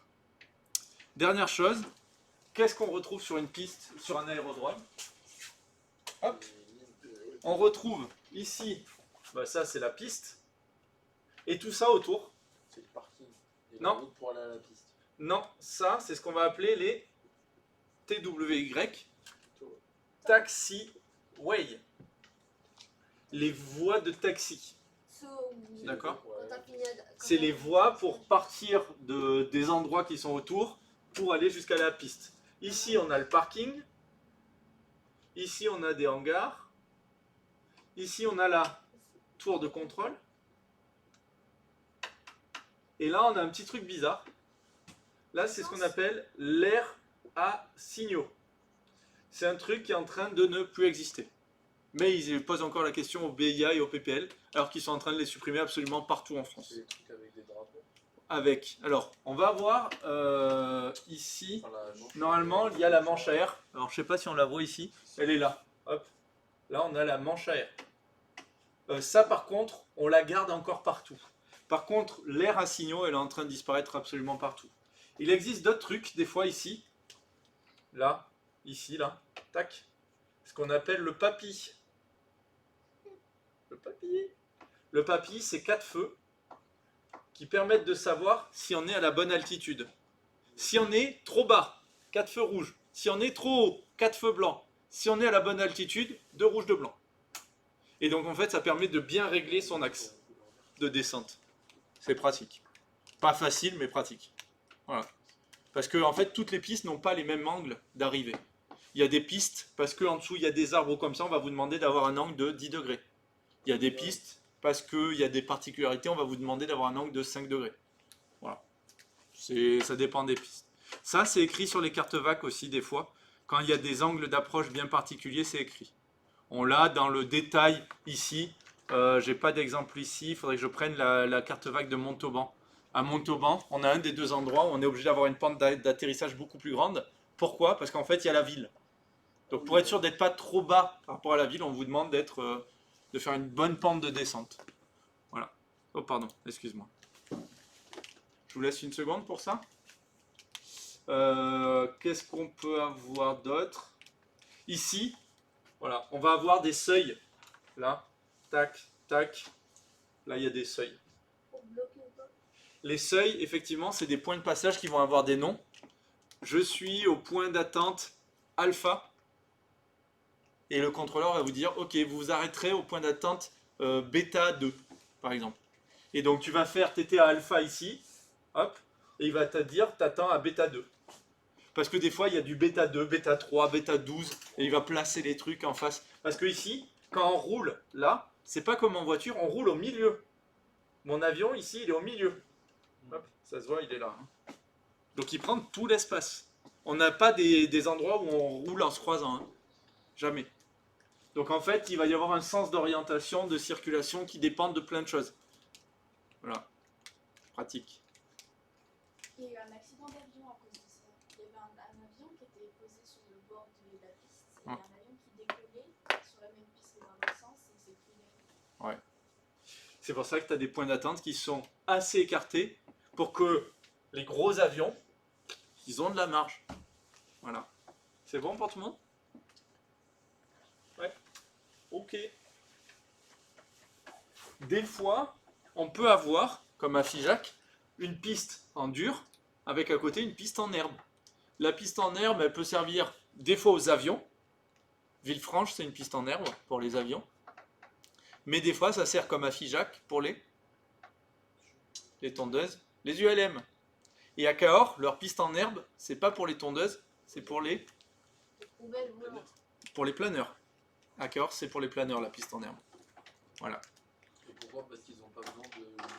Parce qu'ils n'ont pas de roulette en dessous, je crois qu'ils sont directement. Ils se posent sur de l'herbe parce que ça frotte directement. J'ai pas entendu ce qu'il a dit, donc je suppose que c'est. Dans la grande vadrouille. Hein? Dans la grande vadrouille. Ah oui. C'est de l'air. Donc, l'air de trafic, ok, l'air de trafic, on peut avoir, on a des pompes à essence hein, sur les bords, à Cahors, on a une pompe, à Figeac d'ailleurs, on a une pompe à essence. Vous l'avez vu déjà? Ouais. Je me souvenais pas de si je vous l'avais montré. Et voilà, il nous reste un dernier truc. Ah oui, le QFU, c'est le numéro de la piste. D'accord? Bon, en vrai, on utilise rarement le nom QFU, on dit piste numéro, et puis voilà. L'air à signaux, vous voyez qu'il y a plusieurs types de signaux. Il peut y avoir des atterrissages interdits, des trucs spéciaux, la direction de l'atterrissage. Alors la direction de l'atterrissage, ici, là, il faut voir que c'est dans ce sens-là. Ah ouais? Ouais, ça paraît pas logique, mais c'est dans ce sens-là. Ok? Ils sont piste. Attention, des virages à droite après décollage. Ça peut être important parce que dans certains endroits, on n'a pas le droit d'aller à gauche parce qu'il y a la ville ou il y a des choses comme ça. Voilà. Bon, ça, honnêtement, c'est en train de disparaître. Donc, faut savoir que ça existe, mais voilà. Et monsieur, Ouais. normalement, c'est signaux, c'est des lumières.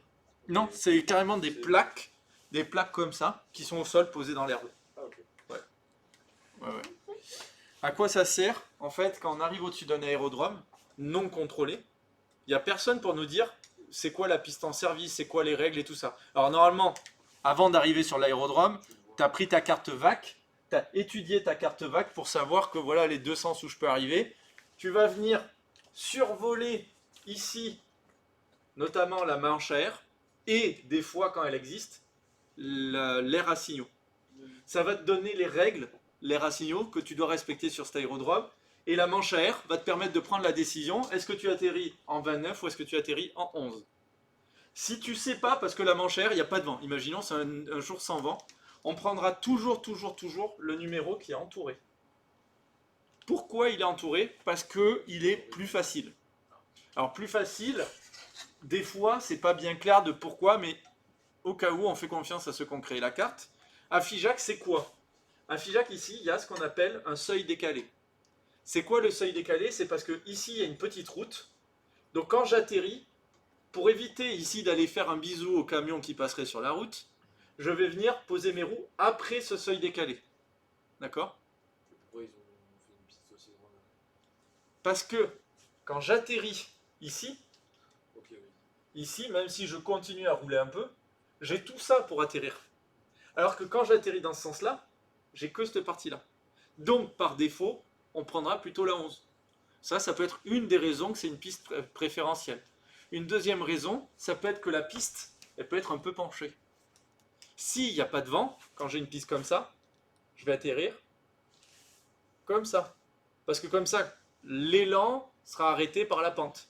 Alors que si j'essaye d'atterrir dans l'autre sens, j'ai intérêt à y mettre des freins parce que mon avion il va continuer à descendre. Voilà. Ça peut être que d'un côté il y a de la ville et de l'autre non. Donc s'il n'y a pas de vent, on prendra toujours le côté où il n'y a pas la ville. Voilà plein de raisons pour lesquelles ils ont choisi une piste préférentielle. Ça va l'idée? Voilà. Donc ça c'était un autre petit how-to. La manche à air, on a dit que c'était pour voir le vent. À la fois sa force, alors vite fait, hein. Mais bon, quand la manche à air est à l'horizontale, on se dit il y a beaucoup de vent. Quand la manche à air elle est toute flap-flap, on se dit il n'y a pas de vent. Et ça nous donne la direction du vent. Ouais. La manche à air, tiens regarde, c'est simple, hein. La manche à air, le vent, il vient comme ça. Ok. Voilà. Hop. Dans les règles de vol, ça c'est la vidéo N22. Hop. Le but du jeu, quand on est pilote, c'est d'éviter les autres avions. Oui, je sais, c'est une surprise, Waouh. mais c'est pas les autotamponneuses.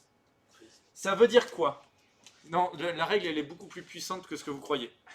Ça veut dire que la règle c'est voir et éviter. Voir et éviter, ça veut dire que Tu vois le truc. un pilote qui est dans son avion, il est commandant de bord.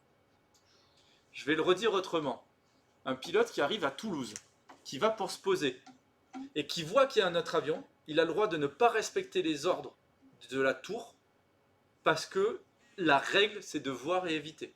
En premier, voir et éviter, et s'il n'a pas le temps de répondre, des fois, moi ça m'est arrivé une fois, le contrôleur, il me posait une question, et il me l'a reposée 2-3 fois. Sauf que j'étais en train de gérer des urgences, la règle, c'est voir et éviter. Et je réponds au contrôleur après. Alors lui, ça va le stresser, il va s'énerver un peu, mais en attendant, le but c'est on pilote d'abord, on informe ensuite. Oui, des fois, l'information peut te sauver la vie, mais si tu es en train de piloter et que tu es dans une manœuvre un peu compliquée parce qu'il faut éviter, parce qu'il y a des arbres, parce qu'il y a plein de choses qui peuvent arriver, tu répondras au message plus tard quand tu as un peu libéré ton cerveau, dès que tu as géré ton urgence. Donc cette règle-là, on pourrait la voir comme oui, c'est évident, en avion, on ne fait pas de l'auto-tamponneuse, ok, mais en fait, elle est beaucoup plus puissante que ça. C'est un pilote, d'abord il pilote, et ensuite il communique. Et des fois, la communication, elle va arriver un petit peu après parce qu'on est trop concentré sur ce qu'on fait et qu'il faut d'abord éviter les autres avions. C'est un deuxième impact. C'est quoi? C'est que quand je pilote, même si j'ai le service d'information qui va me dire « Ah, il y a un avion à telle altitude qui se dirige vers toi », moi, ça m'est arrivé une fois. Hein. J'ai croisé un hélico. Mais quand je dis croisé, je l'ai croisé d'un peu près. Alors, un peu près, on n'était pas à se taper dedans, hein, mais parce que je l'ai vu, parce que j'étais bien en train de regarder à l'extérieur, donc j'ai pu me décaler. Mais ce que je veux dire, c'est qu'en fait, si on vole bas, si on vole le service d'information en vol, quand je suis dans les zones G, par exemple, il n'est pas obligé de me dire où sont les autres. Donc c'est à moi de en permanence être en train de regarder à l'extérieur. Or le ciel, c'est un espace en 3 dimensions dans lequel on n'y voit pas toujours très bien. Voir un autre aéronef en l'air, c'est pas évident. Et d'ailleurs, je ne sais pas si vous avez vu, il y a eu un accident d'hélico il n'y a pas si longtemps en Australie, où 2 hélicos sont rentrés dedans.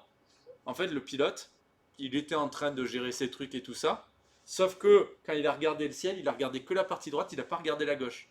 Et à un moment, une des filles à l'arrière lui tape sur l'épaule. Pire truc à faire, parce que qu'est-ce qu'il a fait? Il s'est retourné. Et en fait, il y avait un hélico qui était à sa gauche. Et là, à ce moment-là, tu lui attires l'attention du mauvais côté, quoi. Donc, en tant que pilote, le but du jeu, c'est de regarder dehors et d'éviter les autres. Ouais. Mais, en fait, mais du coup, quand on est pilote, on voit là, devant nous. Ouais. Mais on voit pas au-dessus ni dessous. Ouais. Du coup, un hélico, en fait, jamais il monte comme ça. Non. Non, un hélico, il vole droit et il va monter comme ça. Sauf cas particulier, de toute façon, il y voit pas forcément bien au-dessus. Hein. Ouais, c'est Alors, ça. il y voit un petit peu mieux que nous. Après, il y a des avions qui ont des verrières hein, où tu vois hyper bien au-dessus. Mais après, c'est le problème des ailes hautes et des ailes basses. Le problème des ailes hautes, tu vois pas au-dessus de toi. Le problème des ailes basses, tu vois pas en dessous de toi. Si, non, Oui, mais tu es obligé de te pencher. Mais ce que je veux dire, c'est que tu vois pas quoi. Donc c'est pour ça que souvent on utilise la radio. Tu vas dire, je suis à telle altitude, je descends vers telle altitude, dans telle zone, à tant de minutes. Ça sert à rien, si ce n'est qu'au cas où s'il y a quelqu'un qui écoute. Moi, ça m'est arrivé une fois. Hein, il y en avait un autre qui était en train de faire une descente comme ça. Heureusement, moi j'avais annoncé que je montais. Il m'a dit, ah mais t'es où? Moi je suis en train de descendre. Le mec, il avait rien annoncé. Et on était en train de faire lui ça et moi ça. Et comme moi j'ai annoncé, il a entendu. Et il a pu me dire, ah attention, je suis par là. Moi j'ai pu. On était deux, on a cherché, cherché, et ensuite on l'a trouvé. Mais voilà. Alors c'est pas dangereux si tout le monde joue le jeu. Mais comme la radio elle est pas obligatoire, il y en a qui jouent pas forcément le jeu. Mais le but c'est de survivre. Donc moi je préfère faire. Quand il n'y a pas grand monde, je fais un peu trop de messages. Quand il y a beaucoup de monde, je fais attention encore plus. Voilà. Il y a des priorités de passage. Priorité de passage, c'est quoi? La règle de base, c'est ceux qui ont des moteurs ont moins la priorité que ceux qui n'en ont pas. Le pire, c'est les ballons. Pourquoi? Les ballons, ils peuvent choisir de monter et de descendre, mais ils ne choisissent pas où ils vont. C'est le vent qui les balade. Donc, eux, ils ont la priorité absolue. Juste au-dessus, on a les planeurs. Pourquoi on a les planeurs? Parce que les planeurs n'ont pas de moteur. Ok? Juste au-dessus, on a les dirigeables. Les dirigeables, en fait, on a l'impression qu'ils choisissent où ils vont, mais c'est très lent un dirigeable. Déjà, on n'en trouve quasiment plus, mais en plus, c'est très lent. Ensuite, les aéronefs motopropulsés, d'accord? Ensuite, on va y avoir quoi en priorité max? Les avions qui tirent les planeurs. Ça, c'est une grosse priorité, parce qu'un avion qui tire le planeur, il faut que l'alignement entre les deux soit très bon. Si jamais le planeur s'écarte trop sur le côté, trop au-dessus, trop en dessous, trop à droite, trop à gauche, l'avion qui est devant, ça lui tire la queue. Caraf, il décroche et c'est fini. Voilà. Donc, eux, ils ont la priorité absolue. Parce que leur but, c'est d'aller droit. Ok? Voilà. Et après, bon, les aéronefs qui effectuent des ravitaillements en vol ou les formations de plus de 2 aéronefs, bon, on n'en croise pas tous les 4 matins, donc voilà. Mais il faut le savoir. En gros, ouais. Quand tu dis formation, par exemple, si on vole avec son copain, genre on vole. Alors, en aviation civile, on n'a pas le droit de faire de vol en formation. On est obligé de maintenir certaines distances entre les aéronefs. C'est normal. Si tu peux, mais tu le regardes d'assez loin. Parce que le problème, c'est qu'en fait, il suffit qu'il y ait un petit coup de vent. Il y a un des deux pilotes qui réagit et l'autre non. Tu sais que les pilotes de chasse, avant d'arriver à faire ce que fait la patrouille de France, c'est des années d'entraînement, ils se connaissent très bien, ils ont des signaux, ils ont des clics. Ils ont clic, clic, clic, et ils ont toute une... Enfin, je sais pas si vous avez déjà regardé un petit peu, mais c'est impressionnant. Et puis, la méthodologie qu'ils suivent pour arriver à savoir, ils vont un clic à droite, un clic à gauche, c'est de la précision et de l'entraînement en équipe, quoi. C'est d'ailleurs assez extraordinaire de voir qu'ils volent à même pas 1 mètre les uns des autres, parce que quand on voit que des gens en avion classique, quand on arrive à maintenir du 100 mètres plus ou moins en haute altitude, c'est déjà bien, on est content. Alors 1 mètre, c'est incroyable. Et surtout aux vitesses où ils vont en plus. Le moindre petit bout de vent, c'est ton avion, il commence à partir. Et le premier, qui est vachement plus exposé au vent que celui qui est au milieu, enfin, exactement, c'est vraiment extraordinaire. Un aéronef qui est en vol, il a toujours la priorité sur un aéronef qui est au sol. Bon, ça paraît logique, mais c'est important de dire que le mec qui est au sol, même si c'était annoncé qu'il allait pénétrer sur la voie alors que l'autre n'avait pas encore annoncé, si l'autre l'annonce, eh ben, tu vas essayer de lui faire de la place. Le but, c'est que tout le monde survive. Hein. Donc voilà. Quand on dépasse, alors ça, c'est une règle qui est un peu bizarre. Je vous la fais ici. Quand on va dépasser, donc vous imaginez, c'est celui-là qui va plus vite. Quand il va dépasser, on va doubler par la droite. Et on vient ici. Ouais, c'est une règle un peu spéciale. On dépasse par la droite. On ne dépasse pas par la gauche. Pourquoi? Est-ce que vous avez une idée? Le conducteur, il est du côté gauche. Alors, le pilote est du côté gauche, ouais. Donc, le pilote qui va doubler, c'est lui qui va faire attention à l'autre. L'autre, il ne le sait pas forcément. Donc, en fait, il va se mettre là pour tout le temps avoir à l'œil l'autre avion. Que si l'autre avion commence à tourner, lui, il le voit, c'est lui qui sait qu'il est en train de doubler. Lui, il ne le sait pas forcément. Donc, comme il le sait, il va pouvoir aussi se décaler avant de refinir de doubler. C'est ça la raison principale de pourquoi on double par la droite. Ok. Et on double jamais ni par au-dessus ni par en dessous. Parce que là, il y en a toujours, on n'y voit jamais rien. De toute façon. Ok. Ensuite, deux aéronefs qui arrivent en face à face. Qu'est-ce qu'ils font? Un bisou. Ouais. De droite qui va en haut. Non, personne va en haut. Devant à droite. Tout le monde va à sa droite. Parce que comme ça, tout le monde garde à gauche la vue sur l'autre aéronef. C'est génial, hein, c'est bien fait quand même. Ok. Ensuite, on veut atterrir. On veut atterrir, on est comme ça. On va atterrir. Qui c'est qui a la priorité? Eh bien, c'est toujours le plus bas. Pourquoi? Parce que techniquement, s'il y avait un problème sur des moteurs, lui, il a le temps de faire des manœuvres. Alors que lui, comme il est plus bas, s'il a un problème de moteur, il a moins le temps de faire des manœuvres. Alors des fois, c'est un peu con, hein, parce que lui, il s'est annoncé hyper longtemps avant. Moi, ça m'est arrivé une fois avec un ULM. L'ULM, il est arrivé comme ça, comme ça. Et là, je peux dire qu'en plus, le mec, pas de radio, donc il est passé quoi. Bon, techniquement, les règles de priorité, c'est de dire il était plus bas. Bon, je m'étais annoncé 20 ans avant lui, mais bon, c'est comme ça, quoi. Ok. Voilà. Techniquement, quand on est en finale, on l'annonce à la radio. On va voir ce que c'est la finale. Techniquement, un avion qui est au sol n'a pas le droit de rentrer sur la piste sur ce moment-là. Faut pas abuser, quoi. Bien que ce soit l'avion, enfin, il y a un moment, il faut aussi être un peu intelligent. Ok. Donc le truc qu'il faut retenir, c'est surtout, on double par la droite et on s'écarte par la droite. Il y a un seul cas où on peut pas le faire, et je vais vous faire un dessin au tableau. C'est un cas qu'on trouve de temps en temps. Hop, attendez, excusez-moi, je mets en pause une seconde. Donc je remets. Donc, il y a un cas spécial sur les règles de priorité où on n'a pas la priorité à droite. C'est si on a une montagne sur la droite. Oui. Si on a une montagne sur la droite, j'ai un avion qui est là, qui est en train d'aller vers là-bas, et j'ai un avion en face qui est en train de venir. Bon, ben dans ce cas-là, celui qui est là, il ne peut pas se décaler vers la montagne. Hein. Donc ce qu'il va faire, normalement, lui est censé se pousser. S'il ne se pousse pas, le but c'est survivre. Hein. Donc, mais là c'est chaud, parce que là, on aurait tendance à faire une manœuvre qui va en contradiction avec les règles de base. Si lui réagit au dernier moment, toi tu t'es déjà décalé au moment où lui se décale. Et là, c'est pas terrible. En gros, ça fait quoi? Théoriquement, la montagne c'est moi. Hein. Théoriquement, lui, il est censé faire ça, et lui, il est censé faire ça. Sauf qu'il y a une montagne, donc il ne peut pas faire ça. Si il voit l'autre, et il voit que l'autre ne bouge pas, et que jamais il fait ça, et que l'autre décide de le faire finalement au même moment ou un tout petit peu après, lui, il voit bien qu'il est penché comme ça. Il ne voit plus l'autre aéronef. Et là, ça peut être... Alors lui, il est censé le voir, mais tu vois, s'il décide juste après, c'est dangereux. Donc là, on est sur des cas particuliers. Après, on vole rarement coller à une montagne. Donc, on a des feux rouges et verts. D'ailleurs, la priorité, si tu regardes, la priorité, elle est exprimée comme ça.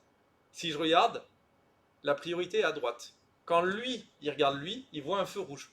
Donc c'est lui qui a la priorité en premier. Si lui, il regarde lui, il voit un feu vert. Donc c'est bien lui qui a la priorité. La priorité est à droite, en avion. Bon, en pratique, c'est rare qu'on ait besoin de... On ne s'arrête pas en vol pour laisser passer lui, quoi. En général, qu'est-ce qu'on va faire? Eh ben, je vais voler vers la droite pour aller vers le cul de l'avion, comme ça je passe derrière. Vous voyez un peu l'idée? Non, on passe pas devant, non. Jamais. Voilà. Et pour être sûr qu'on passe pas devant, justement, on voit le feu rouge, le plus proche. Donc on sait que je suis pas censé passer devant lui et que lui il m'évite. Non, je suis censé, au pire, faire ça pour faire un détour pour aller bien derrière lui. Voilà. Ok, ça va l'idée? Ouais. Allez, on a bientôt fini. On va parler du truc le plus important. Le plus important, c'est le circuit d'aérodrome. Alors, on en a déjà parlé, mais on va en reparler et remettre une couche. Le circuit d'aérodrome, c'est la vidéo N06. Ok. Dans le circuit d'aérodrome, on va retrouver plusieurs étapes et on aura quasiment fini. Ouais. Première étape qui est ici, la montée initiale. La montée initiale, elle est définie comme à partir du moment où je vais commencer à rouler, voler un petit peu, et jusqu'à ce que j'ai 500 feet par rapport au sol. D'accord? Ensuite, on a un premier virage, et là, on va avoir ici, ça. Si je décolle comme ça, le vent, il est dans quel sens? En face. Le vent, il est ici. D'accord? Enfin, en gros, hein. Si le vent, il est ici, quand je suis ici en train de me déplacer comme ça, le vent, il est où? Derrière moi. Donc ça, c'est ce qu'on va appeler la branche de vent arrière. Ça, on les a déjà vus, ces branches, ou pas? Non. Non? Ok. Bon. Ça, la première, c'est ce qu'on va appeler le vent traversier. Pourquoi? Parce qu'il est sur le côté. Parce que j'ai le vent qui est sur mon côté, qui est de travers. Ok? Vent arrière. Ensuite, ici, cette partie-là, c'est ce qu'on va appeler l'étape C'est ça jusqu'à. de base. Après, on fait jamais ça. On fait jamais un aller-retour comme ça. Si, des tours de piste, on en fait tout le temps. Ah ouais? Ouais, Non, quand tu es en on décolle. apprentissage, Oui. tu fais tout ça, 90% de ton apprentissage, tu fais ça. On décolle, on fait un tour et on ratterrit. Et on ratterrit, et on redécolle, et on ratterrit, et on redécolle. Et à chaque fois, on va faire varier les paramètres, on va s'entraîner à faire un petit peu plus de choses. Au début, tu gères pas les messages radio. Tu gères juste l'altitude. Tu gères juste d'être à peu près aligné avec la piste. Après, tu vas rajouter petit à petit. Tu vas voler à des altitudes différentes. Tu vas aller, voilà. Il y a plein d'exos à faire. Voilà. Ici, là, cette partie-là, c'est ce qu'on appelle le dernier virage. Pourquoi? Parce que c'est le dernier virage avant d'atterrir. Ouais, je sais, c'est un peu étonnant. Ici, cette partie-là, là, c'est ce qu'on va appeler la finale. D'accord? La finale. C'est la descente finale.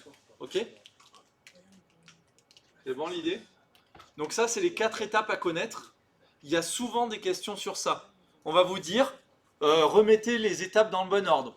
Et on va dire montée initiale, vent traversier, vent arrière, étape de base, dernier virage, finale. Ok? C'est bon pour ça? Je peux effacer? Ok. Donc ça, on les retrouve ici, hein, vous voyez? Ça, c'est ce qu'on appelle... C'est bon, Mustapha? C'est ce qu'on appelle un tour de piste main droite. Pourquoi main droite? Parce que tous les virages se font vers la droite. Sur le même aérodrome, il est possible qu'il y ait un tour de piste main gauche. Et ça peut dépendre de plein de choses. Ok? Ça dépend du vent, ça dépend des conditions météo, ça dépend de plein de choses. Si vous regardez sur les cartes aéronautiques comme celle-ci, ici, vous voyez que je suis sur une Main gauche. main gauche, et ici, Main droite. main gauche. Main gauche, main gauche. Il y a des aérodromes, cette piste-là est en main droite, cette piste-là est en main gauche. Parce que ici, c'est une ville, par exemple. Ça, c'est l'exemple typique de Montauban. Montauban, il y a toute la ville ici. Cette piste-là, c'est une main droite. Cette piste-là, c'est une main gauche. Ok? Hop là. Ça va l'idée?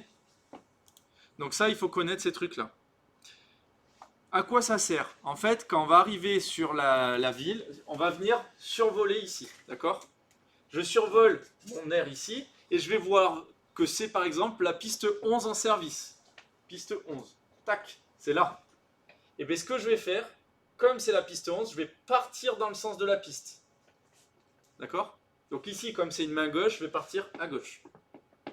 Ici, je vais venir là, je vais attendre un peu, je ne vais pas croiser les axes tout de suite. Et là, je vais venir en début de vent arrière. Vous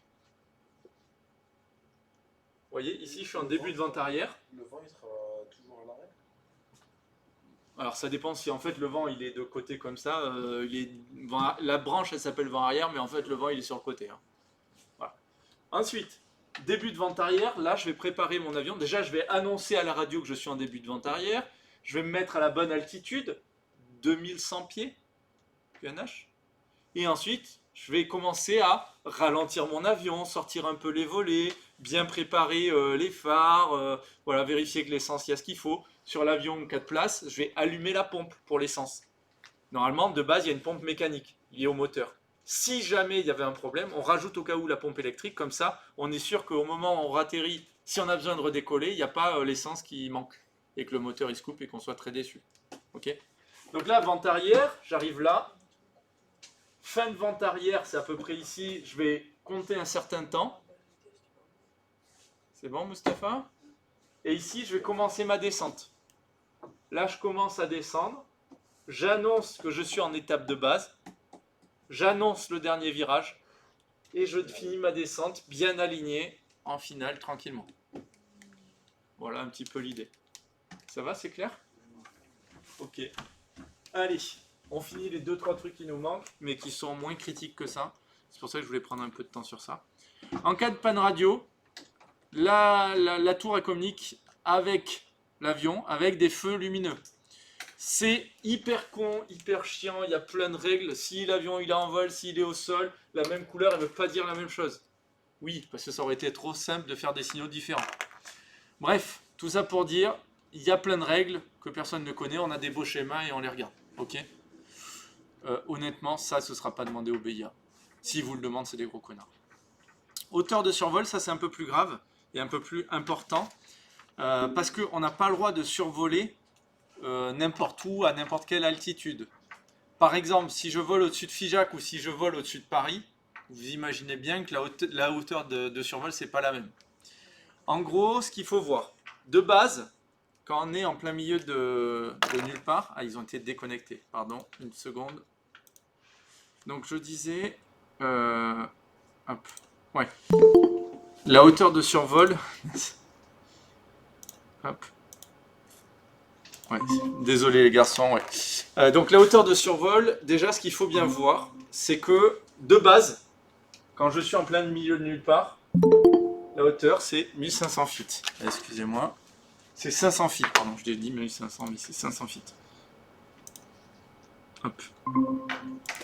Donc, hauteur de base, quand je suis en pleine campagne, je n'ai pas le droit d'aller en dessous de 500 feet. Ça fait à peu près combien 500 feet en mètres? À peu près 150 mètres de haut. C'est pas si haut. Pour vous donner une idée, quand on est sur un petit avion là, quand on survole une maison à 500 feet, on voit les gens nous faire coucou. Hein. On voit bien les gens. Alors après, on voit pas s'ils sourient ou quoi, mais on voit bien les gens. Et c'est sympa. Pour aller voir la maison des parents et des grands-parents. Je dirais pas que je l'ai fait, mais si, je l'ai fait. C'est trop cool. Dès qu'on commence à avoir une autoroute, une usine, un hôpital, on est obligé de monter. On fait x2. Si on a des villes, là, c'est des villes plus petites que 1200 mètres, d'accord? Pareil, on est obligé d'être un peu plus haut. D'accord? Ensuite, quand on a des villes plus grandes que 1200 ou 3600 mètres ou plus que 10 000 personnes, on est obligé de monter encore plus haut. Et 100 000 personnes encore plus haut. Et Paris, c'est un truc particulier. D'accord?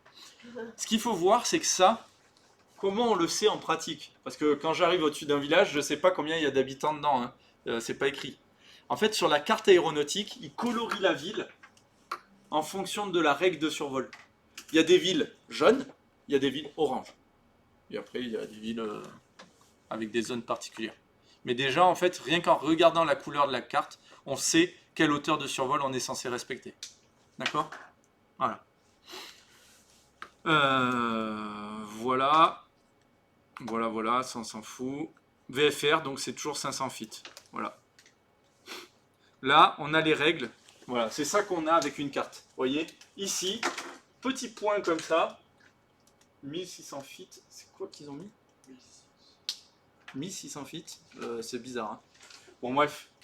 1600 feet, 3300 feet, 5000 feet. Et après, Paris, c'est un truc particulier. C'est une zone P. Ça veut dire quoi, zone P? Prohibited, ça veut dire interdit, zone interdite. Ok. Donc voilà un petit peu l'idée. Donc ça, les hauteurs de survol, faut savoir qu'elles existent. C'est pas mal de s'en souvenir, mais c'est pas non plus l'élément le plus critique. Ce qui va être important, c'est bien savoir les classes qui sont contrôlées ou non contrôlées, les petites choses comme ça. Ok. Et la base, quand je suis à la campagne, c'est 500 feet. Donc 150 mètres. C'est-à-dire que quand on est ici, c'est 500 feet. Ouais. Par contre, Figeac, c'est une ville, je crois que c'est celle-ci. Donc ça va être du 3300 feet normalement. D'accord. Après, c'est un peu bizarre. Là, j'ai un truc qui est un peu étrange dans ce qu'ils ont mis. Non, Figeac, c'est peut-être 1600. Je sais pas, faudrait que je regarde. Je regarderai après, tiens. Voilà pour aujourd'hui. Bon. Ben, on a fini. Je vous propose là le questionnaire, vous essayez de le faire pour la prochaine fois. Le questionnaire qui est sur les pages. Et on le corrigera directement la prochaine fois. Il est un peu long. Il y a des questions Si, dans l'ensemble, les questions, elles sont pas si pourries que ça. En vrai, elles sont assez classiques. Il y en a une qui est dure, mais sinon, les autres, c'est classique. D'accord? Les questions qui sont dans le questionnaire, là, à la suite. La page 236, 235, 236. Ce que je vous propose, c'est de les faire pour la prochaine fois. Parce que là, ces questions-là, là, c'est les plus calculatoires de tout le BIA. Donc ça vaudra le coup d'y passer un peu de temps dessus. Ok? T'as pas dormi, t'étais... Voilà. Bon, bah écoutez, bonne soirée à tous. Hop.